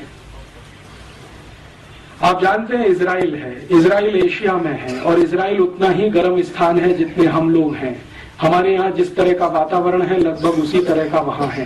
अरब देशों में जिस तरह का वातावरण है लगभग इजराइल में वैसा ही है। तो सामान्य रूप से एशिया को गर्म माना जाता है। तो ये गर्म स्थान में से ही ईसाईयत निकली है, इसी गर्म स्थान में से इस्लाम निकला है और इसी गर्म स्थान में से हिंदुइज्म निकला है या भारतीयता निकली है। क्या कारण है ठंडे इलाकों से कोई धर्म नहीं निकलता? शायद उनके ठंडेपन के कारण, क्योंकि ठंडे इलाकों के लोगों की जो प्राथमिकताएं हैं वो गर्म इलाके के लोगों से बिल्कुल अलग होंगी। आप जरा सोचें, अगर मान लीजिए लगातार पीढ़ी दर पीढ़ी आपको बहुत बर्फ के क्षेत्र में रहना है तो आपकी प्राथमिकताएं तो बिल्कुल अलग होने वाली हैं उन लोगों से जो पीढ़ी दर पीढ़ी गर्म इलाकों में रहते हैं। तुलनात्मक रूप से प्राथमिकताएं तो अलग होने ही वाली है। तो प्राथमिकताओं के अलग होने से शायद और दूसरी चीजें भी आती होंगी। अगर हमारी प्राथमिकता है तो उसमें से हम अपनी तरह की दुनिया बनाएंगे। सारी दुनिया प्राथमिकता के हिसाब से बनती है। हमारे घर की कुछ प्राथमिकताएं हैं, उसके हिसाब से हम हमारा घर बनाते हैं। दूसरे के घर की प्राथमिकताएं कुछ अलग हैं, उसके हिसाब से वो अपना घर बनाता है। दो घरों की प्राथमिकताएं कभी एक जैसी नहीं होती, तो दो घरों की वास्तु और रचना भी एक जैसी नहीं होती। दो घरों की रसोइयां भी एक जैसी नहीं होती। किसी घर की रसोई में कुछ खास तरह की चीज है, दूसरे में कुछ खास तरह की चीज है। वो सब प्राथमिकताओं का किस्सा है। तो यूरोप के लोगों की प्राथमिकताएं शायद सबसे ज्यादा ये होती होंगी, इस बर्फ से बचना, इस ठंड से बचना, किसी तरह अपने को जिंदा बनाकर रखना, किसी भी तरह अपने को जिंदा बनाकर रखना, ये उनकी सबसे बड़ी प्राथमिकता होती होगी। इसलिए उनको हर समय, हर क्षण, हर स्थान पर एयर कंडीशनिंग की जरूरत पड़ती है। हमको नहीं है, क्योंकि हमारी प्राथमिकता में ठंड से लगातार बचना शामिल नहीं है। तो शायद नहीं है। आप जानते हैं यूरोप के सभी मॉल्स, शॉपिंग कॉम्प्लेक्स, अमेरिका के सभी मॉल्स, शॉपिंग कॉम्प्लेक्स, उनकी पब्लिक बिल्डिंग्स, प्राइवेट बिल्डिंग, सभी सेंट्रली हीटेड और सेंट्रली कूल्ड होती हैं। अब इसको लेकर अगर हम कोई अपनी ओपिनियन बनाते हैं, साहब देखो ये कितने ऊंचे लोग हैं, कितने हमसे आगे लोग हैं, जो सब कुछ इन्होंने सेंट्रली कूल्ड और सेंट्रली हीटेड बना रखा है, तो ये हमारी मूर्खता है, उनकी नहीं है, क्योंकि वो उनकी प्राथमिकता का हिस्सा है। उनको जिंदा रखना है अपने आप को, तो गाड़ियों को भी ऐसा ही बनाना पड़ेगा, सेंट्रली कूल्ड और सेंट्रली हीटेड। कई बार हम यूरोप के अखबारों में पढ़ते हैं, अमेरिका के अखबारों में पढ़ते हैं, और इस तरह की बहुत खबरें आती हैं कि इतनी बर्फ गिरती है, गाड़ी चल नहीं सकती है, तो गाड़ी को अंदर से स्टार्ट करके हीट करके बैठना पड़ता है, घंटों घंटों तक इंतजार करने के लिए कि मौसम साफ हो तो हम 1 किलोमीटर आगे बढ़ें। अब हम इसको एक विशेषता के रूप में जब प्रचारित करना शुरू करें, अरे साहब यूरोप की तो सभी कारें सेंट्रली हीटेड होती हैं, तो वो हमारी मूर्खता है, उनकी वो विवशता है, उनके लिए वो आवश्यकता है, उनके लिए वो प्राथमिकता है, उनकी वो प्रायोरिटी है। अब अगर वही प्रायोरिटी को हम नकल करना शुरू करें, जिस इलाके में साल में 9 महीने क्या 12 महीने भयंकर सूर्य के दर्शन होते हों, गर्मी पड़ती हो, धूप मिलती हो, अगर हम भी वैसी नकल करने की कोशिश करेंगे तो वो हमारे ऊपर हंसेंगे ही, इससे ज्यादा कुछ नहीं करेंगे कि क्या मूर्ख लोग हैं। ये अपने हिंदुस्तान में भी वैसे ही कर लेना चाहते हैं जैसे हम हैं। हम तो मजबूरी में हैं क्योंकि हमारी व्यवस्था ऐसी है, ये तो शौक के साथ उस रास्ते पे जा रहे हैं। मैं कहना ये चाहता हूं कि शायद हिंदुस्तान की सभी गाड़ियों को सेंट्रली हीटेड और सेंट्रली कूल्ड करने की जरूरत नहीं है, क्योंकि मौसम ही हमारे यहाँ इस तरह का है। लेकिन अगर हम इसी तरह की गाड़ियां बनाते जाएं और अपने को अभ्यस्त करने की कोशिश करें, तो ये तो कुछ ऐसी ही कहानी है, बिना जाने समझे दूसरों की नकल करना, और उसको हम अपनी हीनता के साथ जोड़ें और उनकी ऊंचाई के साथ जोड़ना शुरू करें। देखो यूरोप अमेरिका वाले बहुत ऊंचे हैं, जो सेंट्रल एयर कंडीशन सिस्टम सब जगह बनाते हैं और सेंट्रली कार बनाते हैं एयर कंडीशन और हम नहीं कर पाते हैं, तो हम पीछे हैं, वो हमसे आगे हैं। इस तरह का जब तुलना करना शुरू करते हैं तो ये सिवाय हास्यास्पद होने के और कुछ नहीं। एक बार उनका क्षेत्र क्या है ये हमारे समझ में आए तो हर चीज उनको समझ में। अब देखिए, जब आप बहुत ठंड वाले इलाके में रहेंगे तो आपको अपने को गर्म रखने के लिए कुछ ना कुछ एक्स्ट्रा क्यूरिकुलर करना पड़ेगा, एक्स्ट्रा एक्टिविटीज करनी पड़ेंगी ताकि आप गर्म बने रहें। नहीं तो ठंडे पड़ गए तो आप गर्म बने रहें, इसके लिए कुछ ऐसा करते रहिए। तो आप जरा ध्यान दें, यूरोप के देशों में लोगों के अपने वैयक्तिक जीवन के जो कुछ है हिस्से, वो किस तरह के हैं। उदाहरण के लिए उनका डांस ले लें। उनके डांस में हम हमेशा देखते हैं यूरोप और अमेरिका में कि सबसे ज्यादा तेज पद संचालन होता है। अगर आप पूर्वी यूरोप में जाएं, जिसको सोवियत संघ पहले कहा जाता था, और सोवियत संघ का जो पड़ोस है, पोलैंड है, चेकोस्लोवाकिया, बल्गारिया, रोमानिया, हंगरी आदि आदि, वहां का कोई भी डांस देखें जो यूरोप का हिस्सा, तो सबसे फास्ट, सबसे तेज पद संचालन उन्हीं के नृत्य में है। क्यों? यूरोप का डांस आपने देखा, बहुत सारे ट्रुप्स आते हैं, यूरोपियन ट्रुप्स, जिनके डांस मैंने दिल्ली में देखे हैं, मुंबई में देखे हैं। वो इतना तेज क्यों करते हैं? शायद वो उनकी जरूरत होगी, क्योंकि इतना तेज करने से शायद शरीर में ऊर्जा ज्यादा पैदा होती होगी, तो शायद उस ठंड से लड़ने में मदद करती होगी। हम भारत की बात करें, भारत की कल्पना करें, यहां जो वातावरण है और व्यवस्था है ये गर्म है, और थोड़ी ज्यादा ही गर्म है। गर्मियों में तो अति गर्म है, 50 डिग्री सेंटीग्रेड है। तो 50 डिग्री सेंटीग्रेड वाले क्षेत्र में रहने वाले लोग अगर डांस बनाएंगे तो वैसा तो नहीं हो सकता जैसा उनका है, क्योंकि हमारे पास तो पहले से ही गर्मी बहुत है। तो हमारे डांस जितने होंगे उसके जो पद संचालन होंगे वो बहुत सॉफ्ट होंगे, कम होंगे, धीमे होंगे, रिदम भी उतना ही धीमा होगा, पद भी उतने ही धीमे रखे जाएंगे, संचालन भी उतना ही धीमे होगा। अब इसको लेकर हम जब ये कंपैरिजन करें कि भाई उनका डांस तो बहुत अच्छा है, पॉप है, रॉक है, और उनका जो म्यूजिक है वो इतना फास्ट है, क्योंकि म्यूजिक फास्ट होना ही पड़ेगा जब डांस फास्ट है। आप ऐसा तो नहीं कर सकते कि डांस उनका फास्ट है और म्यूजिक स्लो हो जाए, ये तो होने वाला नहीं है। होएगा तो बैठेगा नहीं कहीं, सामंजस्य नहीं बैठेगा। तो उनको अपना सामंजस्य बिठाना है, डांस फास्ट करना है तो म्यूजिक फास्ट रखना पड़ेगा, तो म्यूजिक भी वैसा ही है। तो हम बार बार ये कहते हैं यार ये तो यूरोपियन म्यूजिक बहुत फास्ट है, समझ में नहीं आता, तो सुनते क्यों है, जरूरत क्या है उसकी।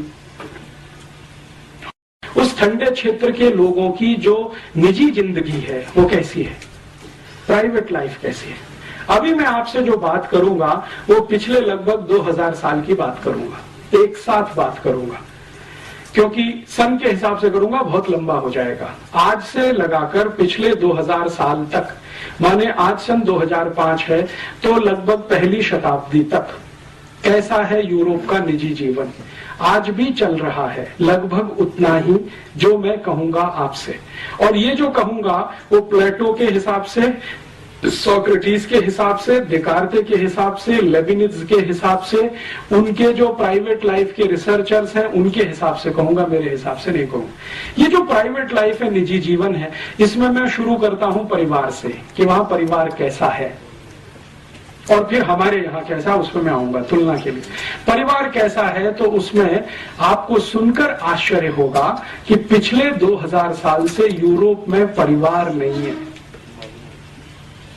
परिवार के नाम पर किसी तरह का एक कॉन्ग्लोमेरेशन है।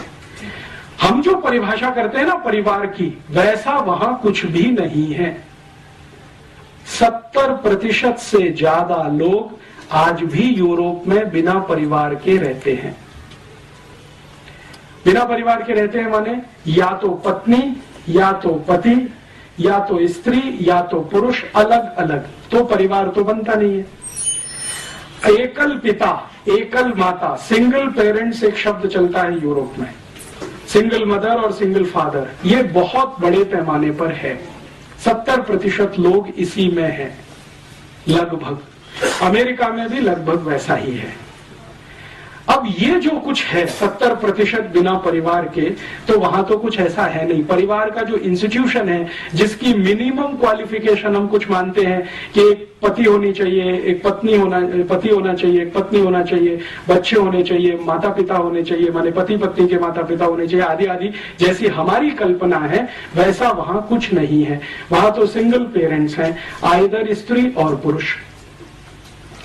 अब जो है ऐसे इलाके में बच्चों की क्या स्थिति है, बच्चे कैसे हैं, तो बहुत आश्चर्य की बात है ये जानना और समझना कि पूरी की पूरी यूरोपियन सोसाइटी या यूरोपियन सभ्यता पैट्रियार्कियल है, पितृसत्तात्मक है।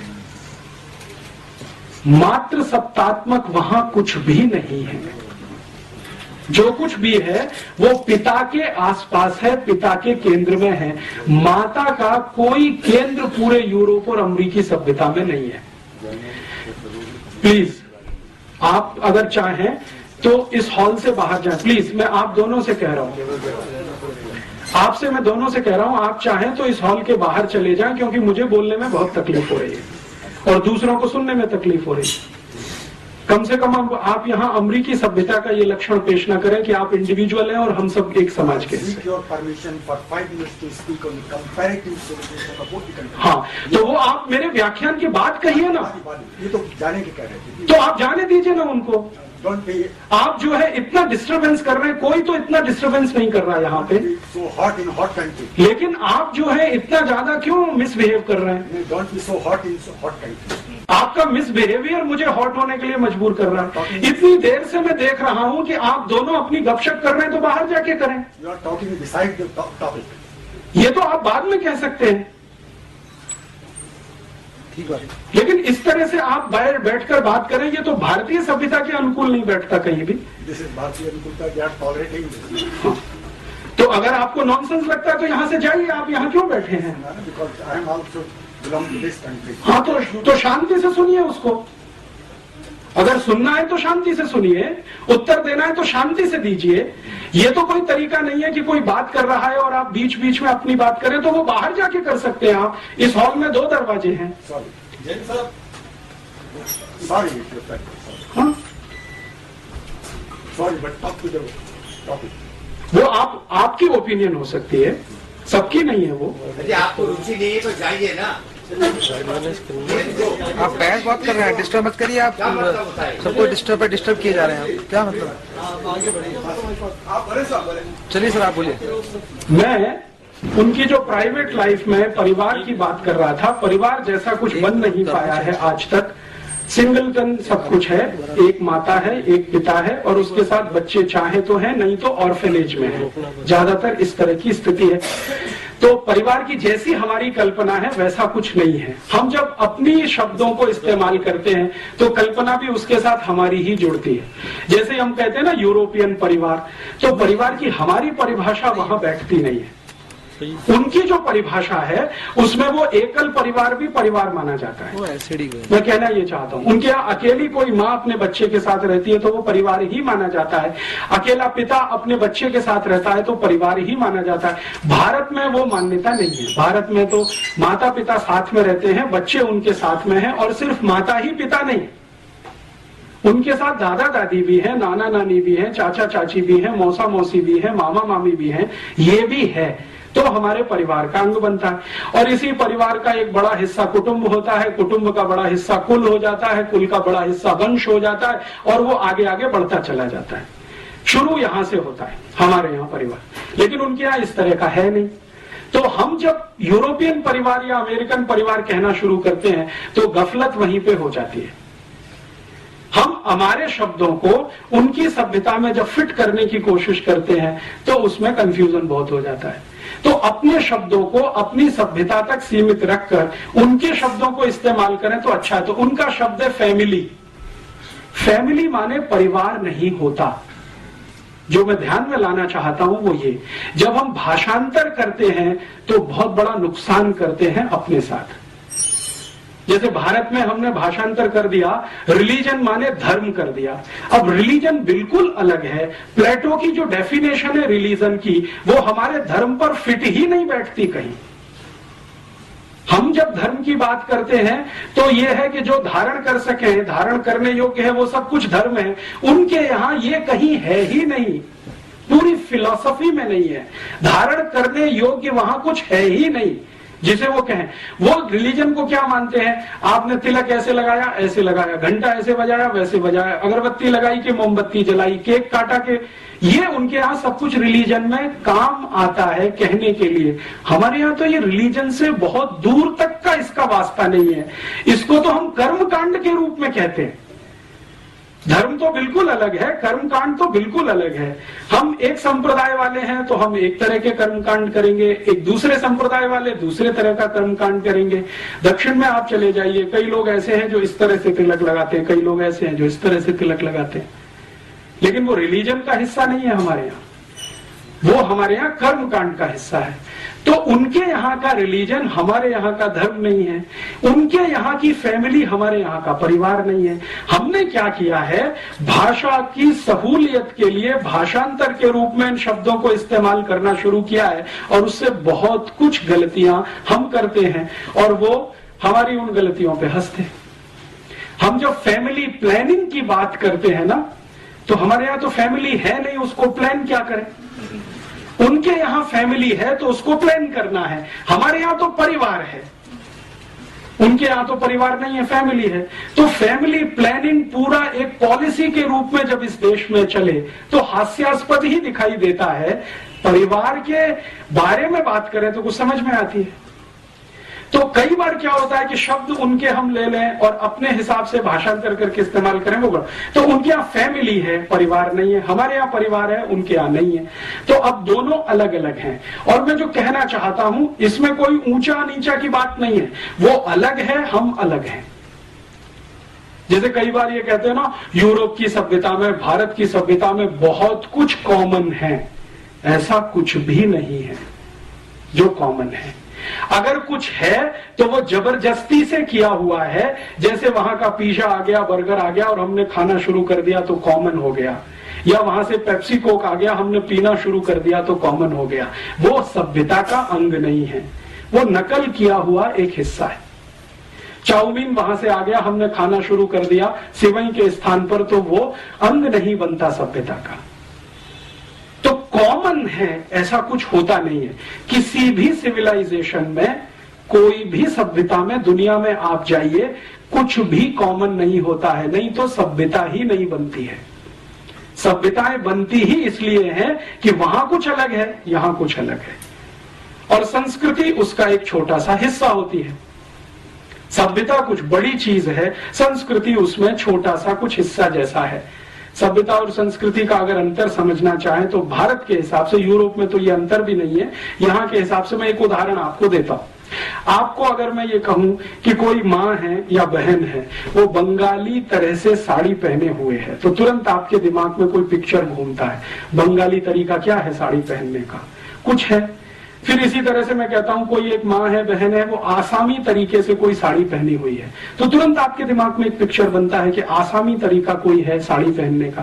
फिर मैं कहता हूं कोई गुजराती तरीके से माँ और बहन साड़ी पहनकर खड़ी हुई है, तो तुरंत आपके दिमाग में कोई एक इमेज आती है, एक तरीका है गुजराती साड़ी पहनने का।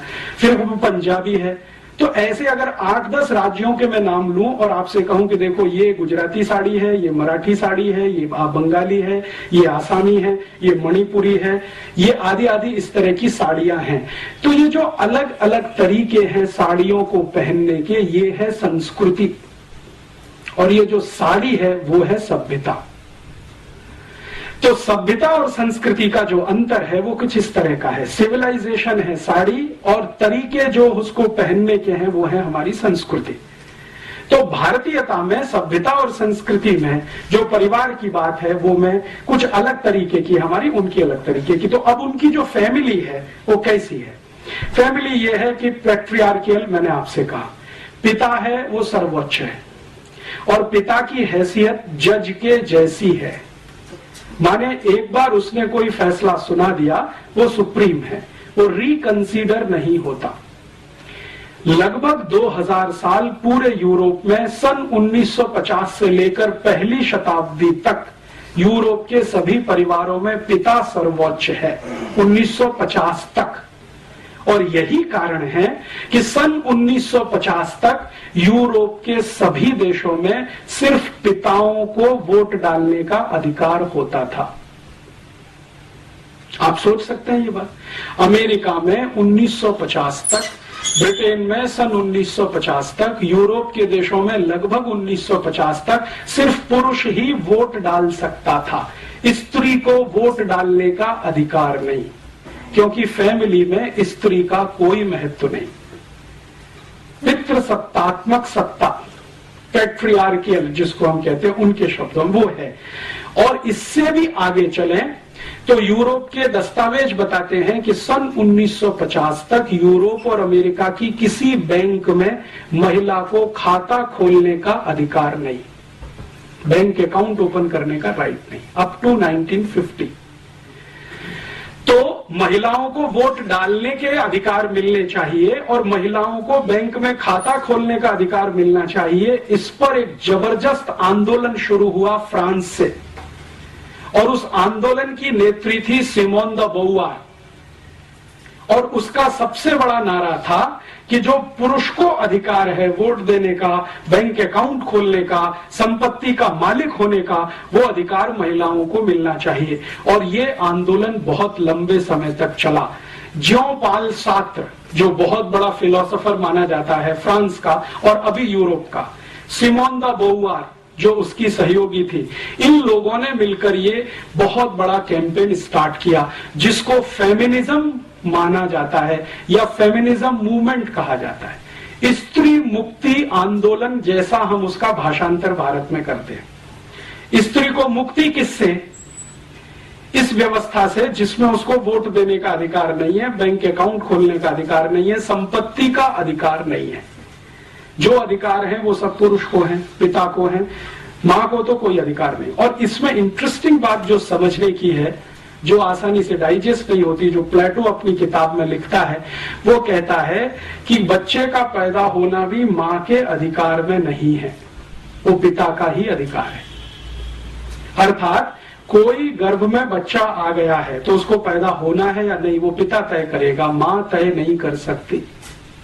जन्म देना है नहीं देना है उसके पति पर निर्भर है, पत्नी कुछ उसमें हाँ ना नहीं कह सकती, ये अधिकार नहीं है। और रूसो जो मॉडर्न फिलोसोफर माना गया है, उसके 5 बच्चे हुए, पांचों के बारे में वो अपनी ऑटोबायोग्राफी में लिखता है कि मेरा फैसला था, पत्नी का नहीं। और फिर उसको कहा गया कि ये गलत है या सही है, तो उसने कहा 2000 साल की परंपरा है और मैंने उसको निभाया। तो ये वहां की व्यवस्था है। तो पिता है, पुरुष है, मुख्य है, परिवार का मुखिया है, कुलपति है, कुलपिता है, जो कहना चाहिए। अभी जो तय करेगा वही तय करेगा, माता कुछ तय नहीं कर सकती। और इससे भी आगे यूरोप के सभी गांवों में, अब शहरों में थोड़ा ये बंद हुआ है पिछले 50 साल से, यूरोप के गांव में आज भी बहुत सारी जनजातियां हैं जिनको यूरोप में आदिवासी कहा जाता है। वहां अभी भी यही है, पिछले 50 वर्षों में वहां नहीं कुछ बदला है। इससे भी आगे एक बात जो मैं आपके ध्यान में लाना चाहता हूं कि बच्चा पैदा हुआ पिता की मर्जी से, मां ने सिर्फ गर्भ धारण किया, मर्जी पिता की है। अब उसको जिंदा रहना है या नहीं। और सामान्य रूप से यूरोप में 2000 साल की एक परंपरा है कि बच्चे जितने पैदा हों उसमें से 3/4 को लावारिस छोड़ा जाए, एबेंडेंड चाइल्ड। जैसे रूसों के 5 बच्चे हैं, 4 को उसने छोड़ दिया, घर से निकाल दिया, जन्म लेते ही निकाल दिया। तो वहां की परंपरा कैसी है? बच्चे ने जन्म लिया, पिता ने उसको किसी कपड़े में लपेटा और बाहर रख दिया, दरवाजे पे रख दिया या डस्टबिन के पास रख दिया। या यूरोप के बहुत सारे देशों में चर्च के सेंटर होते हैं, वहां पहुंचा दिया कि इनको आप पालो, ये हम नहीं रखेंगे। सामान्य रूप से 3/4 बच्चे लावारिस छोड़े जाते हैं। उसके पीछे उनका लॉजिक क्या है? प्लेटो ये कहता है कि बच्चों को पालना अपने वैयक्तिक जीवन में खलल पैदा करने जैसा है। ये प्लेटो की ओपिनियन है, इसलिए व्यक्तिगत जीवन में खलल नहीं होना चाहिए। और प्लेटो की परिभाषा में व्यक्तिगत जीवन सिर्फ इंद्रिय सुख के अलावा कुछ नहीं है। This is the statement of Plato. इंद्रिय सुख, शरीर सुख, यही सबसे ऊंचा है, बाकी सब इसके नीचे है। और इंद्रिय सुख और शरीर सुख लेने में बच्चे सबसे बड़ी बाधा है, इसलिए घर में नहीं। आप छोड़ दो उनको, पैदा हुए तो छोड़ दो। प्लेटो ने अपने बच्चे छोड़े। प्लेटो की 4 पत्नियां हैं, उसमें से एक शादी वाली है, 3 बिना शादी किए हैं। तो जितने बच्चे हैं सब छोड़े। सोक्रेटिस ने यही किया, लेबिनिज ने किया, दिकार्ते ने किया, रूसो ने किया। सभी फिलोसोफर्स अपने बच्चों को लावारिस छोड़ते। अब प्लेटो कहता है कि ये जो लावारिस हैं, इनकी जिम्मेदारी राज्य की है, परिवार की नहीं, फैमिली की नहीं है। तो राज्य इनको संभाले। तो राज्य क्या व्यवस्था कर रहा है? इन लावारिस छोड़े हुए बच्चों की व्यवस्था के लिए राज्य ने चर्च को खड़ा किया पैसा देकर कि आप इनकी व्यवस्था संभालो। तो जितने भी चर्च पूरे यूरोप और अमेरिका में आपको मिलेंगे, सभी चर्चों के ऑर्फेनेज सेंटर आपको जरूर मिलेंगे। बिना ऑर्फेनेज के कोई चर्च यूरोप में नहीं होता। सभी चर्च में लावारिस बच्चों के केंद्र आपको मिलेंगे। और जो लावारिस बच्चों के केंद्र चर्च के साथ जुड़े हुए हैं, जहां पर बच्चों की ट्रेनिंग होती है, ट्रेनिंग का माने जो कुछ भी उनको जिंदगी चलाने के लिए सिखाया जाता है, वो ट्रेनिंग देने वाले इंस्टीट्यूशंस को कॉन्वेंट कहा जाता है। कॉन्वेंट अर्थात लावारिस बच्चों के लिए बनाया गया इंस्टीट्यूट, जिन बच्चों को उनके माता पिता ने छोड़ दिया है, जो पल रहे हैं चर्च की तीमारदारी में। और चर्च को पैसा सरकार दे रही है, और ये पैसा यूरोप की सभी सरकारें अपने बजट में से निकालती हैं, सब्सिडी के नाम पर, सोशल सिक्योरिटी के नाम पर। और यूरोप की सभी सरकारों के बजट का हाईएस्ट एक्सपेंडिचर सोशल सिक्योरिटी में ही है, इंक्लूडिंग अमेरिका। तो वो सोशल सिक्योरिटी एक्सपेंडिचर में एक बहुत बड़ा एक्सपेंडिचर है कॉन्वेंट का। अब मेरे समझ में ये बात बिल्कुल स्पष्ट आने लगी है। पहले मैं बचपन में नहीं जान पाता था कि ये भारत में जो कॉन्वेंट स्कूल हैं, इन स्कूलों में हम जब पढ़ने जाते हैं या पढ़ाते हैं अपने बच्चों को, तो बच्चों को स्कूल में मदर फादर कहना क्यों सिखाते, टीचर कहना क्यों नहीं सिखाते? जैसे भारत में बहुत सारे कॉन्वेंट है ना, उसका प्रिंसिपल फादर है, या तो कोई मदर है, या तो कोई सिस्टर है, या तो कोई ब्रदर है, टीचर कोई नहीं है वहां पे। क्यों? क्योंकि यूरोप में तो कॉन्वेंट स्कूल है ही लावारिस बच्चों के लिए, जिनके मदर फादर का पता नहीं है। तो किसी तरह मदर फादर की थोड़ी अनुभूति हो सके, इसके लिए वो अपने यहाँ मदर फादर ब्रदर सिस्टर सिखाते हैं। हमने जैसे का तैसा कॉन्वेंट का ढांचा वहां से आयात कर लिया, या जबरदस्ती हमारे ऊपर ठोक के बिठा दिया अंग्रेजों ने, जो भी कहना हो। वो अभी भारत में वैसे ही चलता है जैसे यूरोप में चलता है। भारत के जयपुर के किसी भी कॉन्वेंट स्कूल में आप चले जाइए, बच्चे को फादर ही कहलवाएंगे वहां के प्रिंसिपल को कि ये फादर है जो लंबा चोगा पहन के है, और वो सिस्टर है, या तो वो मदर है, या तो वो ब्रदर है। कोई टीचर नहीं है, क्योंकि वहां नहीं है तो यहां भी नहीं। अब इससे भी ज्यादा इंटरेस्टिंग एक बात मैं आपसे और कहता हूं, तब आपको और समझ में आएगा कि हमारी मूर्खताएं क्या हैं, हमारी अपनी। ये जो मदर फादर नहीं है, जिन बच्चों के जो कॉन्वेंट में वहां पढ़ते हैं, उन बच्चों को जो ट्रेनिंग देने वाले इंस्टीट्यूट्स हैं, उन ट्रेनिंग देने वाले इंस्टीट्यूट्स में एक डिनोमिनेशन है या एक नामकरण है अकेले कुछ ऐसे बच्चों का जिनको बास्टर्ड कहा जाता है, लिटरली कहा जाता है। यूरोप में बहुत सारे बच्चे हैं जिनको बास्टर्ड कहा जाता है। बास्टर्ड कौन है? बास्टर्ड वो हैं जिनके माता पिता नहीं है, और जिनके माता पिता हैं वो नहीं है बास्टर्ड। माने जिनके परिवार हमारे जैसे हैं, अगर हम कल्पना करें, उनके यहाँ पैदा हुए बच्चों को बास्टर्ड नहीं कहा जाएगा कभी भी। बास्टर्ड वही है जिनके माँ बाप का पता नहीं है, और जो बास्टर्ड हैं वो नागरिक नहीं है और हो नहीं सकते।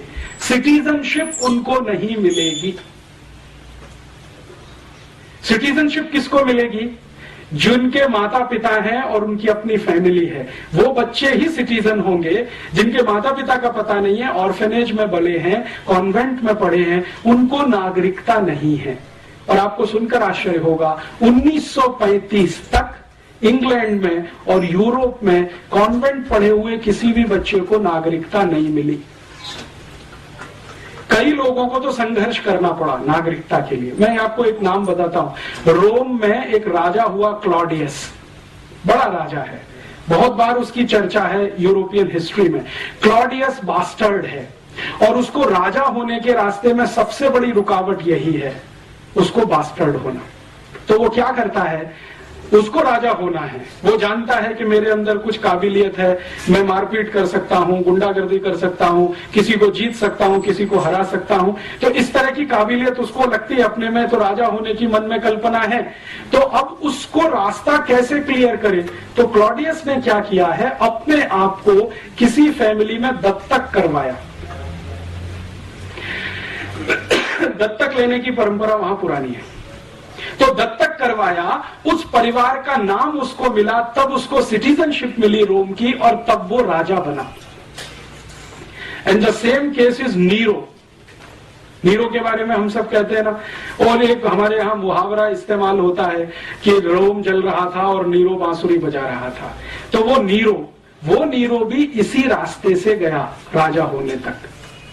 माने राजा होने के लिए नागरिक होना है, नागरिक होने के लिए माता पिता होना है। अगर आपके माता पिता नहीं है तो राजा होने की स्थिति नहीं है, तो आपको कहीं दत्तक होना पड़ेगा, किसी बड़े परिवार का दत्तक होना पड़ेगा, फिर आप उस रास्ते पर जा सकेंगे। ये उनकी परिवार की व्यवस्था है। अभी भारत में देखें, भारत में आजादी के पहले से और पिछले 2-5 हजार साल तक जितनी कल्पना हमारी दूर तक जाती हो, रामचंद्र जी के जमाने तक जाती हो, कृष्ण के जमाने तक जाती हो, उसके पहले तक कहीं कल्पना जाती हो, तो परिवार में बच्चे का होना मां के ऊपर निर्भर है। भारत में बिल्कुल उल्टा है, मां चाहेगी तो बच्चा होगा, नहीं तो नहीं होगा। ये हमारे यहाँ की व्यवस्था है। और भारत में आज भी जिनको हम आदिवासी और वनवासी कहते हैं, आप वहां चले जाइए, पूरी सोसाइटी मैट्रियार्कियल है, मात्र सत्तात्मक है। नॉर्थ ईस्ट में आप जाएंगे, आसाम के ऊपर कहीं भी, नागालैंड, मिजोरम, मणिपुर, त्रिपुरा, सिक्किम, वहां आपको सब कुछ दिखाई देगा मां के इर्द गिर्द घूमता हुआ। और उनसे जब हम बात करते हैं तो वो कहते हैं हाँ ये तो हजारों साल की परंपरा है हमारी। और नॉर्थ ईस्ट में आपको सुनकर आश्चर्य होगा, शादी होकर बेटी घर से नहीं जाती है, लड़का घर में आता है। ये भारत की उन सभी समाजों में है जिनको दुर्भाग्य से हम शेड्यूल्ड ट्राइब्स कहते हैं। शादी होकर बेटी नहीं विदा होती है, लड़के को घर में लाया जाता है दामाद बनाकर, और संपत्ति की मालिक लड़की होती है, लड़का नहीं होता है। यूरोप में स्त्री को संपत्ति का कोई अधिकार 1950 तक नहीं है, उसके बाद आया है, जिसको मॉडर्न यूरोप कहा जाता है, उसमें आया है। यहां तो पहले से है। और यहां अगर आप इसको समझना चाहें कि भारत की सारी व्यवस्थाएं मां के इर्द गिर्द घूमती हैं, घर के सारे बड़े फैसले माताएं करती हैं इस देश में, भले वो लंबा घूंघट निकाल के बैठी हो, इससे कोई फर्क नहीं पड़ता।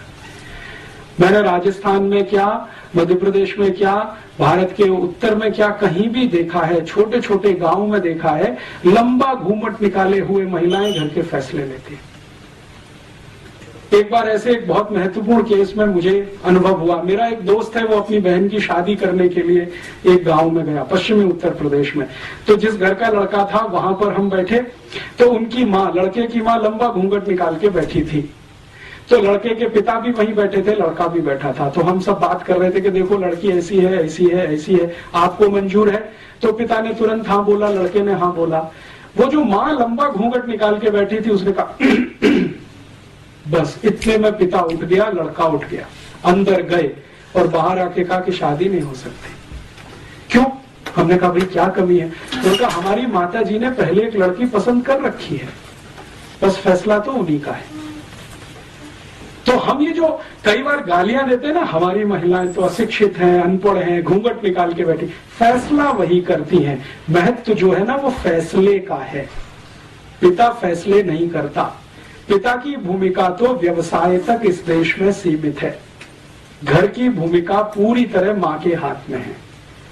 तो यहाँ का जो परिवार है वो मात्र सत्तात्मक है, और जब मात्र सत्तात्मक है तो उसमें संबंध तो बहुत दूर तक होते हैं, क्योंकि मां तो संबंध की शुरुआत है, संबंध ही पहला बनता है वो मां का है।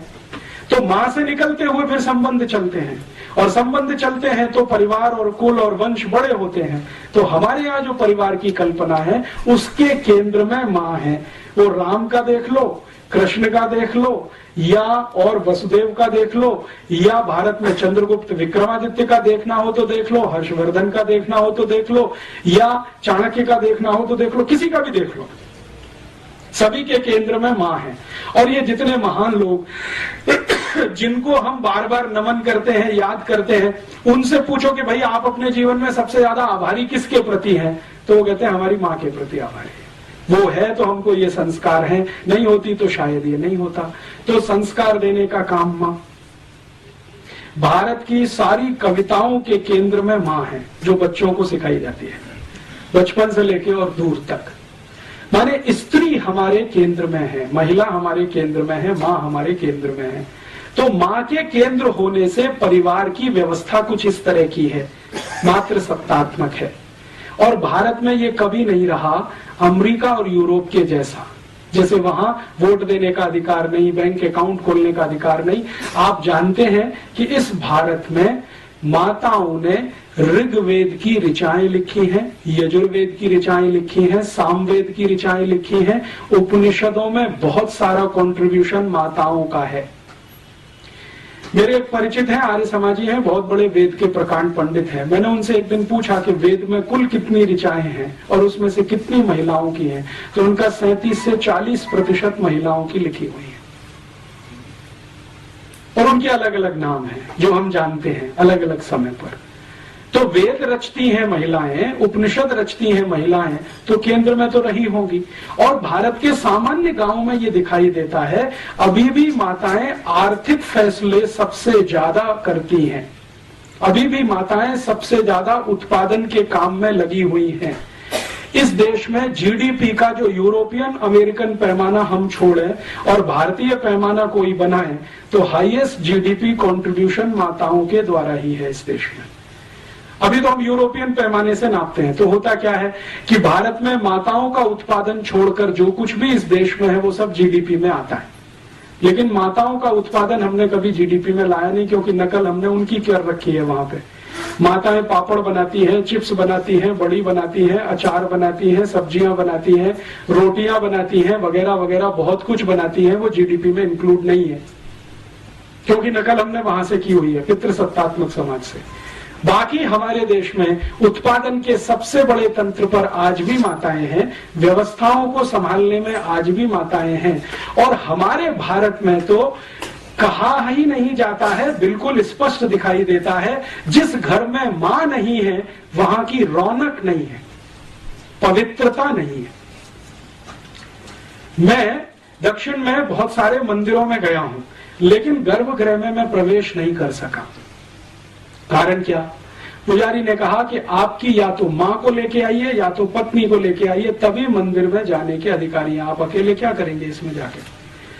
तो मैंने कहा भाई इसमें परेशानी क्या है, मैं अकेला हूं तो। उन्होंने कहा अकेले होने से पवित्रता नहीं आती, पवित्रता किसी स्त्री के साथ होने से ही आती है, वो चाहे मां के रूप में हो या आपकी पत्नी के रूप में हो। और अगर कुछ नहीं है तो बहन को ले आइए किसी को, हम आपको मंदिर में जाने देंगे। उस दिन मेरे समझ में आया। अब इस बात को हम पूरे हिंदुस्तान में एक नमक मिर्च लगाकर एक दूसरे तरह से भी पेश कर सकते हैं कि देखो कितना छुआछूत है इस देश में, घुसने ही नहीं देते मंदिर में। लेकिन उसके पीछे कारण कुछ और है, वो पवित्रता का कारण है जो मां के साथ जुड़ा हुआ है।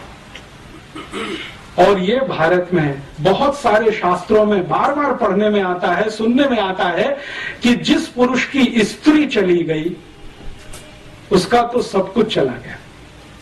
मां चली गई तो और कुछ बचा ही नहीं, पत्नी गई तो बहुत कुछ चला गया। विदुर होना बहुत अपमानजनक स्थिति है समाज में, हमारे देश में, हमारी मान्यता में, हमारी सभ्यता में।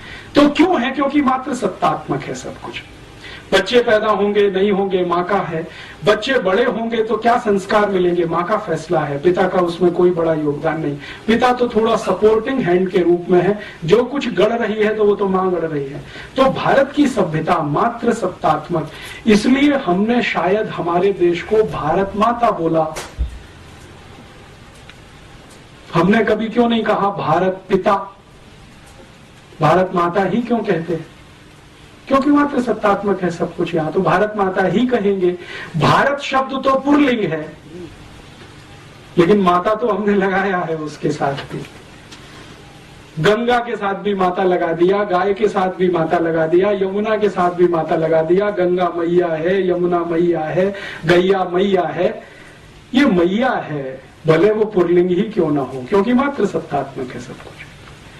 तो अब हम मात्र सत्तात्मक समाज में रहने वाले लोग पितृ सत्तात्मक समाज के लोगों की नकल करें तो अल्टीमेटली क्या निकलेगा? आपको अपने स्थान बदलने पड़ेंगे और उसमें से तो बहुत कुछ घालमेल होगा। तो अभी मैं आपको इस उदाहरण को और थोड़ा स्पष्ट करता हूं कि हम भारत में विदेशी टीवी चैनलों को आज देखते हैं। तो जितने भी विदेशी टीवी चैनल हैं, जैसे स्टार प्लस आया है, CNN है, ATN है, प्राइम स्टार है, प्राइम स्पोर्ट्स है, वगैरह वगैरह, इन सभी टीवी चैनलों पर कुछ सीरियल्स आते हैं और उन सीरियलों को भारतवासी देखते हैं और दिखाते भी भारतवासी हैं, लेकिन उनके प्लॉट सभी अमेरिका और यूरोप से आते हैं। भारत में स्टार प्लस पे सबसे ज्यादा सीरियल दिखाने वाली एक लड़की है जिसका नाम है एकता कपूर, उसके सबसे ज्यादा सीरियल आते हैं। सौभाग्य से एक बार मुझे उससे बात करने का मौका मिला मुंबई में, तो मैंने उससे एक ही सवाल पूछा कि आपके जितने भी सीरियल हैं, सास भी कभी बहू थी, घर घर की कहानी, तेरी मेरी कहानी, इसकी कहानी, उसकी कहानी, ये सब सीरियल के प्लॉट्स कहां से आते हैं, कहानी कहां से आती है? तो मैंने कहा this is all important. Plot तो सभी अमेरिका से हैं, यूरोप से आए हैं, कहानी सब वहां से आई है, उसमें हमने भारतीय पात्रों को फिट करने की कोशिश की है। तो मैंने कहा अब मुझे समझ में आ गया कि आपके सभी सीरियल में माताओं को ही सबसे ज्यादा गालियां क्यों दी जाती है। सास भी कभी बहू थी, आप अगर इस सीरियल को ध्यान से देखें तो इस सीरियल की सभी स्त्री पात्र या माताएं पात्र सबसे ज्यादा दुर्भावना का शिकार है। ऐसे ही कसौटी जिंदगी की या कहानी घर घर की, कोई भी सीरियल देखें, ये सभी सीरियलों को मैं देख नहीं पाता हूं, लेकिन इनकी स्टोरी जरूर पढ़ता हूं मैं। कभी अखबार में आती है, कभी मैगजीन में। तो उन सब सीरियलों में एक माता दूसरे के खिलाफ षड्यंत्र कर रही है, दूसरी तीसरे के खिलाफ, तीसरी चौथी के खिलाफ, ननद भाभी के खिलाफ, भाभी ननद के खिलाफ, माता जो है किसी और के। इसी तरह के षड्यंत्र षड्यंत्र षड्यंत्र माताओं के बीच में सबसे ज्यादा, पुरुषों में कुछ कम, क्योंकि ये सब इंपोर्टेड प्लॉट्स हैं, यूरोप से आए हैं अमेरिका। तो वहां तो माता तो कुछ है नहीं, तो उसके खिलाफ षड्यंत्र भी हो तो कोई महत्व की बात नहीं है। यहाँ तो बहुत कुछ उसी पर निर्भर है, लेकिन हमने चूंकि आयातित किया हुआ है, उसको हिंदुस्तान का थोड़ा मिर्च मसाला लगा के पेश किया हुआ है, तो सभी सीरियल उसी तरह के दिखाई देते हैं इस देश में। चूंकि हम अगर अपनी सभ्यता को ध्यान में रख के कोई सीरियल बनाएं और अपनी मान्यताओं को ध्यान में रख के बनाएं, तो इसके बिल्कुल विपरीत बनेंगे जो आज हम देख रहे हैं या दिखाए जा रहे हैं। अच्छा, मैंने जब इनको कहा कि एकता कपूर को कि आप कोई भारतीय मान्यताओं के आधार पर भी, तो उनका आप प्लॉट बना के दे दीजिए, हमारी दिमाग में तो आता नहीं है, क्योंकि हमने तो जो पढ़ा लिखा है वो सब कुछ इसी तरह का है, मॉडर्निज्म का, यूरोपियनिज्म का, अमेरिकनिज्म। एकता कपूर यूरोप में पढ़ के आई है, थोड़े दिन अमेरिका में रह के आई है, तो वो कहती है कि ज्यादा कुछ हम जो देखते रहे वो यहाँ पे बनाते रहे। तो इस तरह का होता है, जब आप अंधानुकरण करते हैं, बिना सोचे समझे नकल करते हैं, तो इस तरह का उसमें से कुछ निकलता है। फिर हम अपना सिर पीटते हैं, अरे हमारी संस्कृति का नाश हो रहा है, सभ्यता का नाश हो रहा है। वो तो होगा ही, क्योंकि बिना सोचे समझे तो आप ये सब कर ही रहे हैं। कोई विचार तो होता नहीं, कोई बहस तो होती नहीं, कोई मुहाविसा तो होता नहीं इस देश में, ऐसे ही चलता जाता है। तो एक मात्र सत्तात्मक समाज हमारा, एक पितृ सत्तात्मक समाज उनका। अब कौन अच्छा कौन बुरा इसमें नहीं जाना चाहिए, वो अलग हम अलग। अब अलग अलग मान्यता और सभ्यता के लोग अलग अलग मान्यता और सभ्यता के ही कार्य करेंगे, तभी कुछ अच्छा होगा, नहीं तो उसमें से कुछ खराब ही निकलेगा। घालमेल करेंगे, फ्यूजन करेंगे तो खिचड़ी बनेगा। इस तरह का यूरोप और अमेरिकन समाज है। इसमें और भी बहुत सारी बातें हैं, जैसे उदाहरण के लिए एक बात यह है कि ये जो लावारिस बच्चे हैं, फिर ये कहाँ जाते हैं अंत में, यूरोप में, तो ये अंत में गुलाम बन के काम में आते हैं। कॉन्वेंट से जो बच्चे निकलते हैं वो सब गुलाम बनते हैं। और आप जानते हैं कि गुलामी प्रथा, दास प्रथा यूरोप का लंबे समय तक चला हुआ बहुत बड़ा अभियान रहा है, जिसको यूरोप और अमेरिका की किसी भी समाज ने आज तक ये नहीं कहा कि ये पूरा खराब था। वो कहते हैं इसमें थोड़ा सुधार करके अच्छा था, इंक्लूडिंग जॉर्ज बुश। यहां तक आके जॉर्ज बुश प्लेटो की मान्यता को ही आगे बढ़ाता है, जब वो एक वक्तव्य देता है कि न्यू ऑरलिन्स में आया भूकंप, अभी आया ना, पानी का जलजला समुद्री, तो न्यू ऑरलिन्स का एरिया उसने 6-7 दिन तक नेग्लेक्ट रखा। लोग मरते रहे, कटते रहे, पिटते रहे, आर्मी नहीं भेजी, सहायता नहीं भेजी, और अंत में कहा वो गुलाम थे, सब दास लोग थे, ब्लैक्स थे, क्या करना उनके लिए। और थोड़े दिन के बाद उसी तरह का तूफान और जलजला उस एरिया में आया अमेरिका में, जहां उनका सबसे बड़ा सेंटर है केप कैनेवरल, और वहां से उनके रॉकेट और वो सब छोड़े जाते हैं, और अमेरिका का सबसे अमीर इलाका है। वहां जैसे ही जलजला आया, 6 घंटे के अंदर आर्मी भी पहुंच गई, सामान भी पहुंच गया, सब पहुंच गया, क्योंकि वो व्हाइट्स हैं। तो ये जो ब्लैक्स एंड व्हाइट्स का है, ये तो अभी तक है, गया नहीं है। इतने सारे रिफॉर्म्स होने के बावजूद जॉर्ज बुश के दिमाग में वो कीड़ा बैठा हुआ है। अमेरिका में और यूरोप में ये लंबे समय से, हजारों साल से गुलामी की दास प्रथा, और इसी दास प्रथा में इन सब बच्चों का इस्तेमाल होता रहा है। और मजे की बात यह है कि इसको वो कभी भी खराब नहीं मानते रहे। तो वो दुनिया के जिस भी देश में गए, वहां उन्होंने यही किया जो अपने यहां वो हजारों साल से कर रहे थे, दास बनाना, गुलाम बनाना और उनकी मदद से सब काम कराना। अब वहां क्या होता है कि जो भी पिता है या उनकी थोड़ी बहुत फैमिली है, उसमें बच्चा तो एक आधी है, बाकी तो ऑर्फेनेज में है। ऑर्फेनेज से लाए हुए जो बड़े गुलाम बच्चे हैं वो घर के काम में लगे हुए, तो छोटे से लेकर बड़ा काम सब गुलाम करेंगे। पिता को करने के लिए कुछ नहीं है। जैसे जूता पॉलिश करना है तो वो गुलाम करेगा, इस्त्री करना है तो गुलाम करेगा, कपड़े धोने हैं तो गुलाम धोएगा, घर को साफ करना है तो गुलाम करेगा। इस तरह की परंपराएं वहां पे हैं। माने अपने हाथ से अपना काम नहीं करना, जो करे वो छोटा है, नीचा है, और जो दूसरों से कराए वो ऊंचा है। तो वहां ऊंचे और नीचे की परिभाषा कुछ इस तरह की है। भारत में इसका बिल्कुल उल्टा है। यहां क्या है, जो अपने हाथ से अपने सारे काम करे वो ऊंचा है, और दूसरों से कराए तो वो सबसे ज्यादा शोषण कर रहा है। हम उसको गाली ही देते हैं। तो भारतीयता में क्या होता है, मैंने ऐसे इस देश के सैकड़ों करोड़पतियों को देखा है जो अपने घर में खुद झाड़ू लगा लेते हैं, अपने कपड़े खुद साफ कर लेते हैं, खुद नहा लेते हैं, खुद दांत साफ कर लेते हैं। आप कल्पना नहीं कर सकते, यूरोप में जो अमीर ज़ादे रहे हैं 1950 तक, उनके दांतों पे ब्रश भी गुलाम ही चलाते रहे हैं, दांतों पे ब्रश। तो वो जब अमीरजादे यहाँ वॉयसराय बन के आते हैं और यहाँ जब रहना शुरू करते हैं तो यहाँ भी वही परंपरा डालते हैं। जैसे उदाहरण में हमारा राष्ट्रपति भवन, ये एक अंग्रेज वॉयसराय का घर है, तो बहुत साल तक तो अंग्रेज वॉयसराय रहा जिसको राष्ट्रपति मानते थे। तो आप अगर चले जाएं राष्ट्रपति भवन में तो ऐसे दासों की, गुलामों की फौज आपको वहां मिलेगी जिनकी संख्या 4,500 है। राष्ट्रपति भवन में ऐसे कई गुलाम नौकर हैं जो राष्ट्रपति की बूट पॉलिश के लिए हैं, राष्ट्रपति के कपड़े पे इस्त्री करने के लिए हैं, राष्ट्रपति के ब्रश पर पेस्ट निकाल कर देने के लिए हैं, राष्ट्रपति की मेज सजाने के लिए हैं। एक राष्ट्रपति हैं और व्यक्तिगत रूप से 835 कर्मचारी हैं। और दुर्भाग्य इस देश का या सौभाग्य कि इस समय जो राष्ट्रपति हैं वो भारतीयता वाले हैं। वो कहते हैं इनकी मुझे जरूरत नहीं, निकाल बाहर करो। तो सरकार कहती है जी ये प्रोटोकॉल है, हम नहीं निकाल सकते किसी को।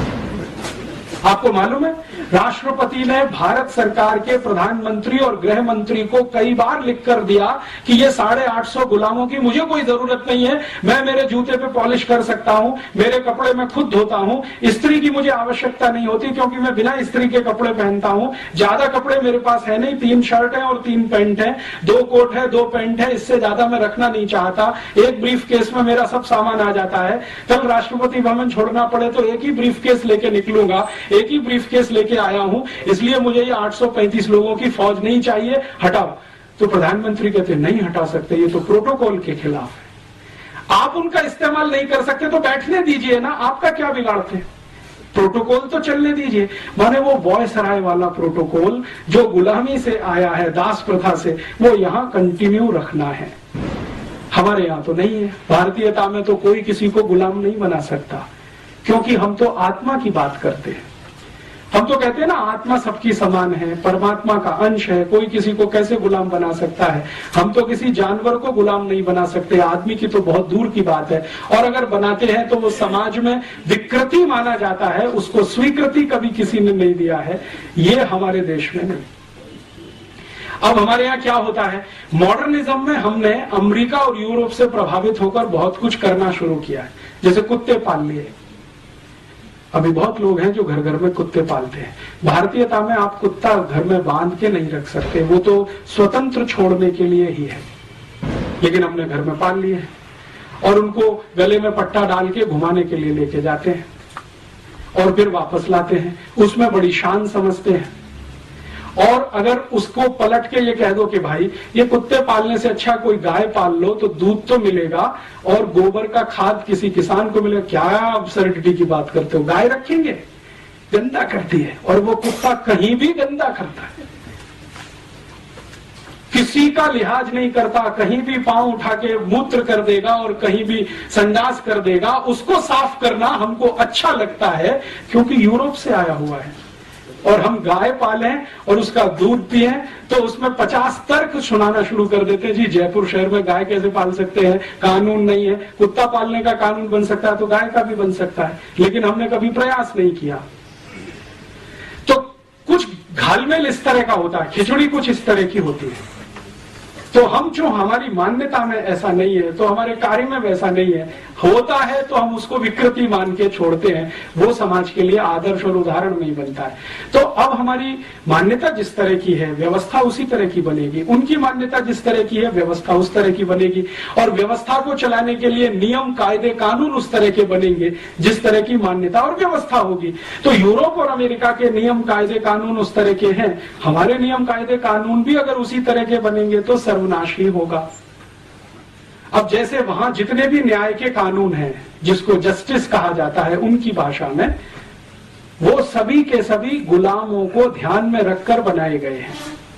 जैसे पनिशमेंट के कानून है, पनिशमेंट के कानून यूरोप में है, क्योंकि गुलाम है तो गुलामों को पनिशमेंट देना है, और देना है तो किस तरह का, 100 कोड़े मारो, 200 कोड़े मारो, 500 कोड़े मारो, 1000 कोड़े मारो।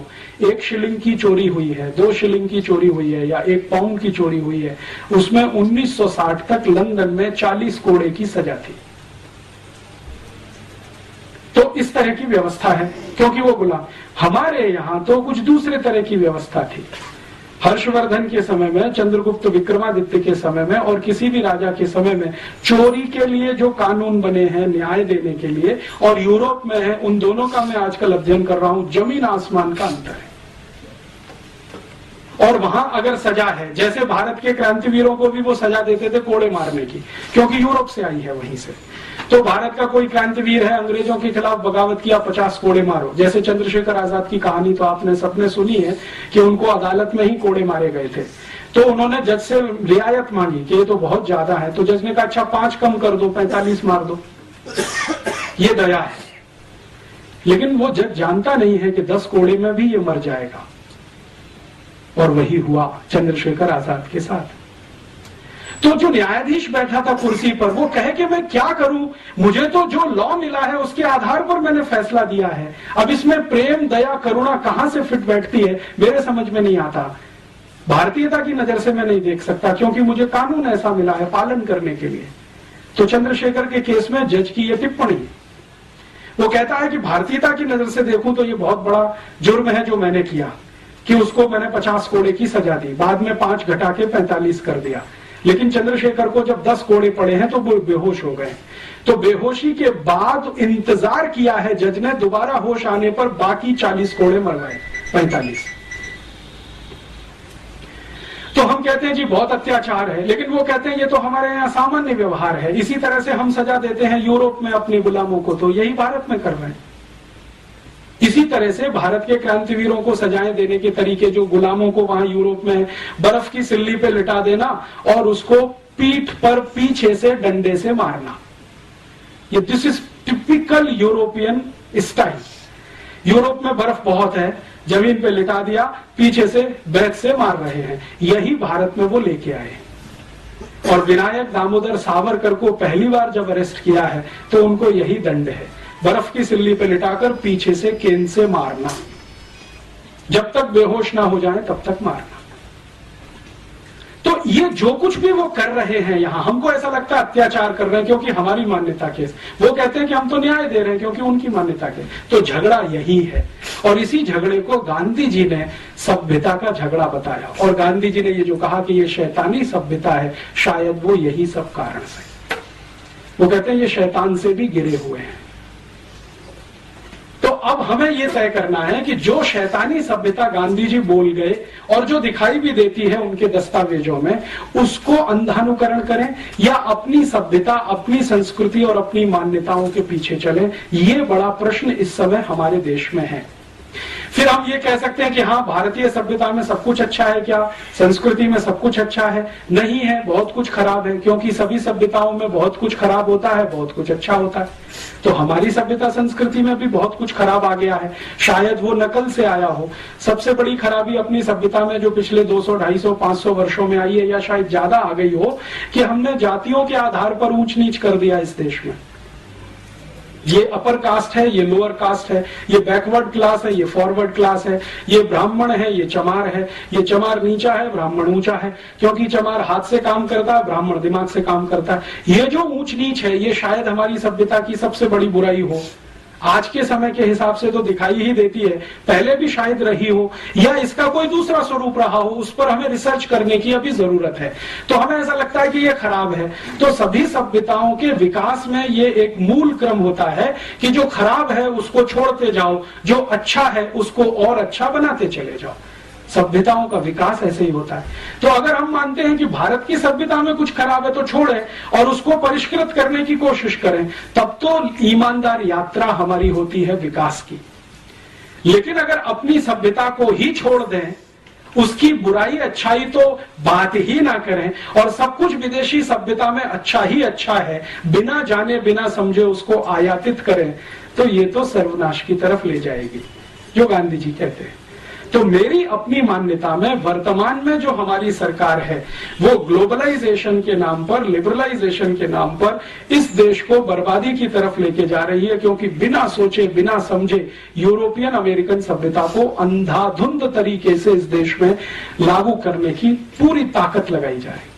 अब हम नागरिकों के सामने ये बड़ा धर्म संकट है कि हम कहां जाएं। अगर हमको ये तय करना है कि हम हमारी सभ्यता संस्कृति के साथ जाएं, तो पूरी हिम्मत और ताकत के साथ इसको सामूहिक रूप से कहना पड़ेगा। और या तो हम समूह के रूप में ये तय कर लें कि हमको अमरीकी होना ही अच्छा है, जैसे पंडित नेहरू मानते हैं और आज के प्रधानमंत्री भी मानते हैं कि हम यूरोपियन हो जाए, अमेरिकन हो जाए, उसी में हमारी भलाई है। तो पूरा समाज ईमानदारी के साथ अमरीकी और यूरोपीय हो जाए, मुझे उसमें कोई बुराई नहीं लगती। या तो हम ईमानदारी से अमरीकी यूरोपीय हो जाए या ईमानदारी से भारतीय रह जाएं। ये जो बीच की खिचड़ी है, क्योंकि फ्यूजन कहीं नहीं होता है, हो नहीं सकता है, सभ्यताओं में तो नहीं हो सकता है। तो फ्यूजन करने की कोशिश करेंगे तो उसमें से कोई अभीष्ट नहीं निकलेगा, हमारे लायक नहीं होगा। इतना ही कहकर इस व्याख्यान को मैं विराम देता हूं। और इस व्याख्यान की मदद से एक नया प्रश्न मैं इस समाज में खड़ा करना चाहता हूं कि हमको जाना किधर है, ये तय करें। यूरोप अमेरिका जैसा होना है तो पूरी ताकत से बने, और भारतीय होना है तो पूरी ताकत से इधर आए। समाज के स्तर पर यह तय करने की जरूरत है, क्योंकि राजनीति इसे तय करने में समर्थ नहीं है।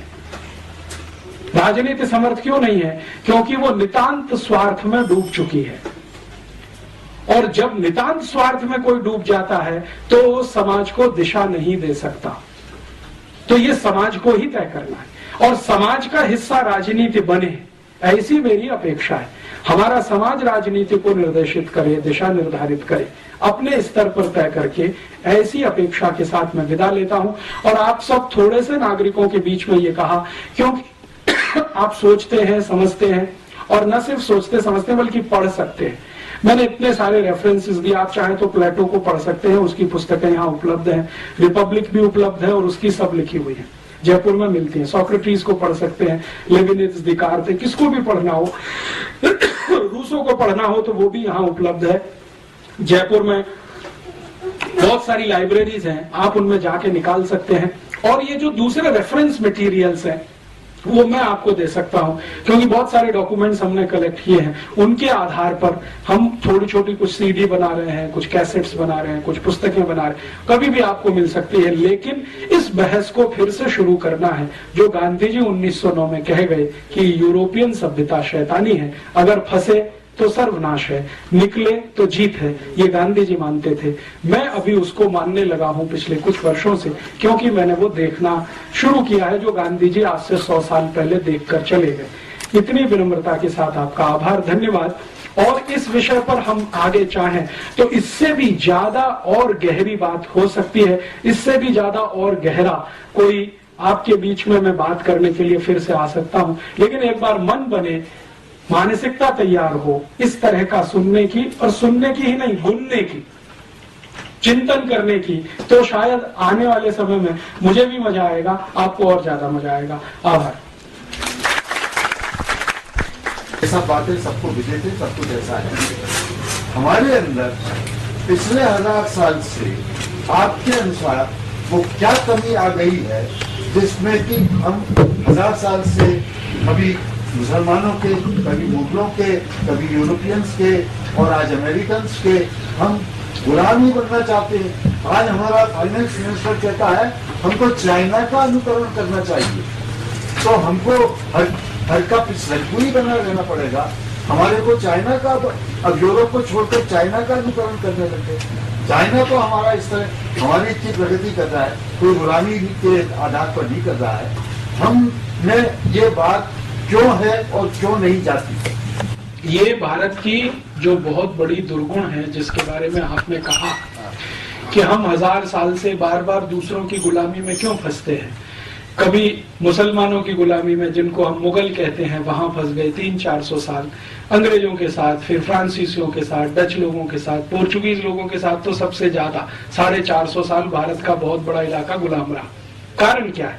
मेरी अपनी समझ और मान्यता के हिसाब से मैं कहता हूं, आपकी समझ दूसरी हो सकती है।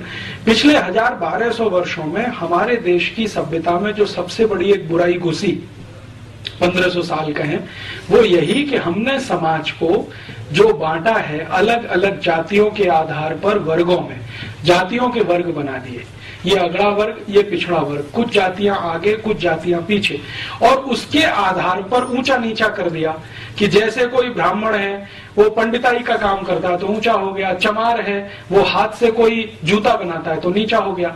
हमारे यहाँ ये व्यवस्था कभी रही होगी तो कर्म के आधार पर थी, जन्म के आधार पर कभी नहीं थी। हम जन्म के आधार पर अपने वर्ग कभी नहीं बनाते, कर्म के आधार पर वर्ग बनाए हैं हमने कभी। तो जब कर्म के आधार पर ये वर्ग रहे तो भारत सोने की चिड़िया के नाम से सारी दुनिया में जाना जाता था। चंद्रगुप्त भी हुए, हर्षवर्धन भी हुए, अशोक भी हुए, तमाम। जब हमने जन्म के आधार पर इसको मानना शुरू किया होगा, वहां से गिरावट आई, और समाज में गिरावट जब आती है तो राज्य भी उसका एक अंग है समाज का, तो उसमें भी गिरावट आई और शक्ति हमारी छिन्न भिन्न हुई। वो शक्ति कैसे छिन्न भिन्न हुई वो एक उदाहरण से समझ में आता है। अंग्रेजों का एक राजा या अंग्रेजों का एक अधिकारी रॉबर्ट क्लाइव जब यहाँ आता है और बंगाल में लड़ाई लड़ता है प्लासी के स्थान पर और सिराजुद्दौला को पराजित करता है षड्यंत्र के हिसाब से, युद्ध के मैदान में नहीं, तो वो एक जुलूस निकालता है और उस जुलूस में वो एक बहुत पते की बात कहता है। वो ये कहता है कि मैं जब जुलूस निकाला भारत में कलकत्ता की सड़कों पर तो मात्र 300 सैनिक थे मेरे साथ, मैं और 300 सैनिक। भारत के हजारों लोग सड़क के दोनों किनारे खड़े होकर तालियां तो बजाते थे, लेकिन मेरे जुलूस पर कोई एक ईंट और पत्थर भी फेंक दिया होता तो भारत का इतिहास कुछ और हो गया होता।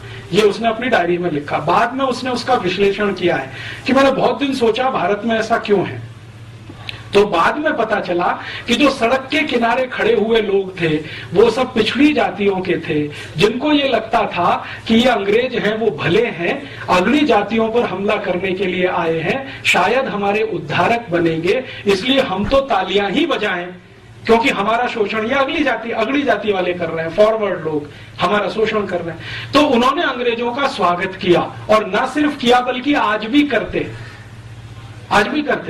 तो ये जो हमारे यहाँ हुआ है जाति आधारित जन्म से, उसने हमारे समाज की शक्ति को छिन्न भिन्न किया, कमजोर किया और समाज बट गया। अब हजारों जातियां हैं तो हजारों में बटा हुआ समाज है, शक्ति पूरी खराब हो गई। 4500 से ज्यादा जातियां हैं, ग्रुप्स अलग अलग उसके हिसाब से बने, तो उसी में हम टूट गए और डूब गए। इसी कारण मुझे ऐसा लगता है, और भी कोई कारण हो सकता है, मुझे ऐसा लगता है कि हम बार बार गुलाम हुए और आज भी उसी गुलामी के लिए अभिशप्त बने हुए। ये मेरा अपना मानना है, इसके अलग भी कोई हो सकता है। ये जो आप कह रहे हैं ये अगली पिछड़ी जाति का जो भेद हमारे देश के अंदर किसी तरह से दुर्भाग्यपूर्ण रूप से आ गया, परंतु जो भी गुलाम रहे हैं, चाहे मुगलों के, मुसलमानों के, फिर बाद में अंग्रेजों के, वो सबके सब अगड़ी जाति के रहे हैं, पिछड़ी जाति के नहीं रहे हैं। इसलिए कि पिछड़ी जाति अगली जाति मिलकर लड़ नहीं पाए दुश्मनों से। आप पिछड़े हैं, आपको अलग किया हुआ समाज ने, अगड़े हैं, गुलाम हैं, तो समाज के पिछड़े लोग अगड़ों के साथ नहीं आए लड़ाई लड़ने के लिए। मैं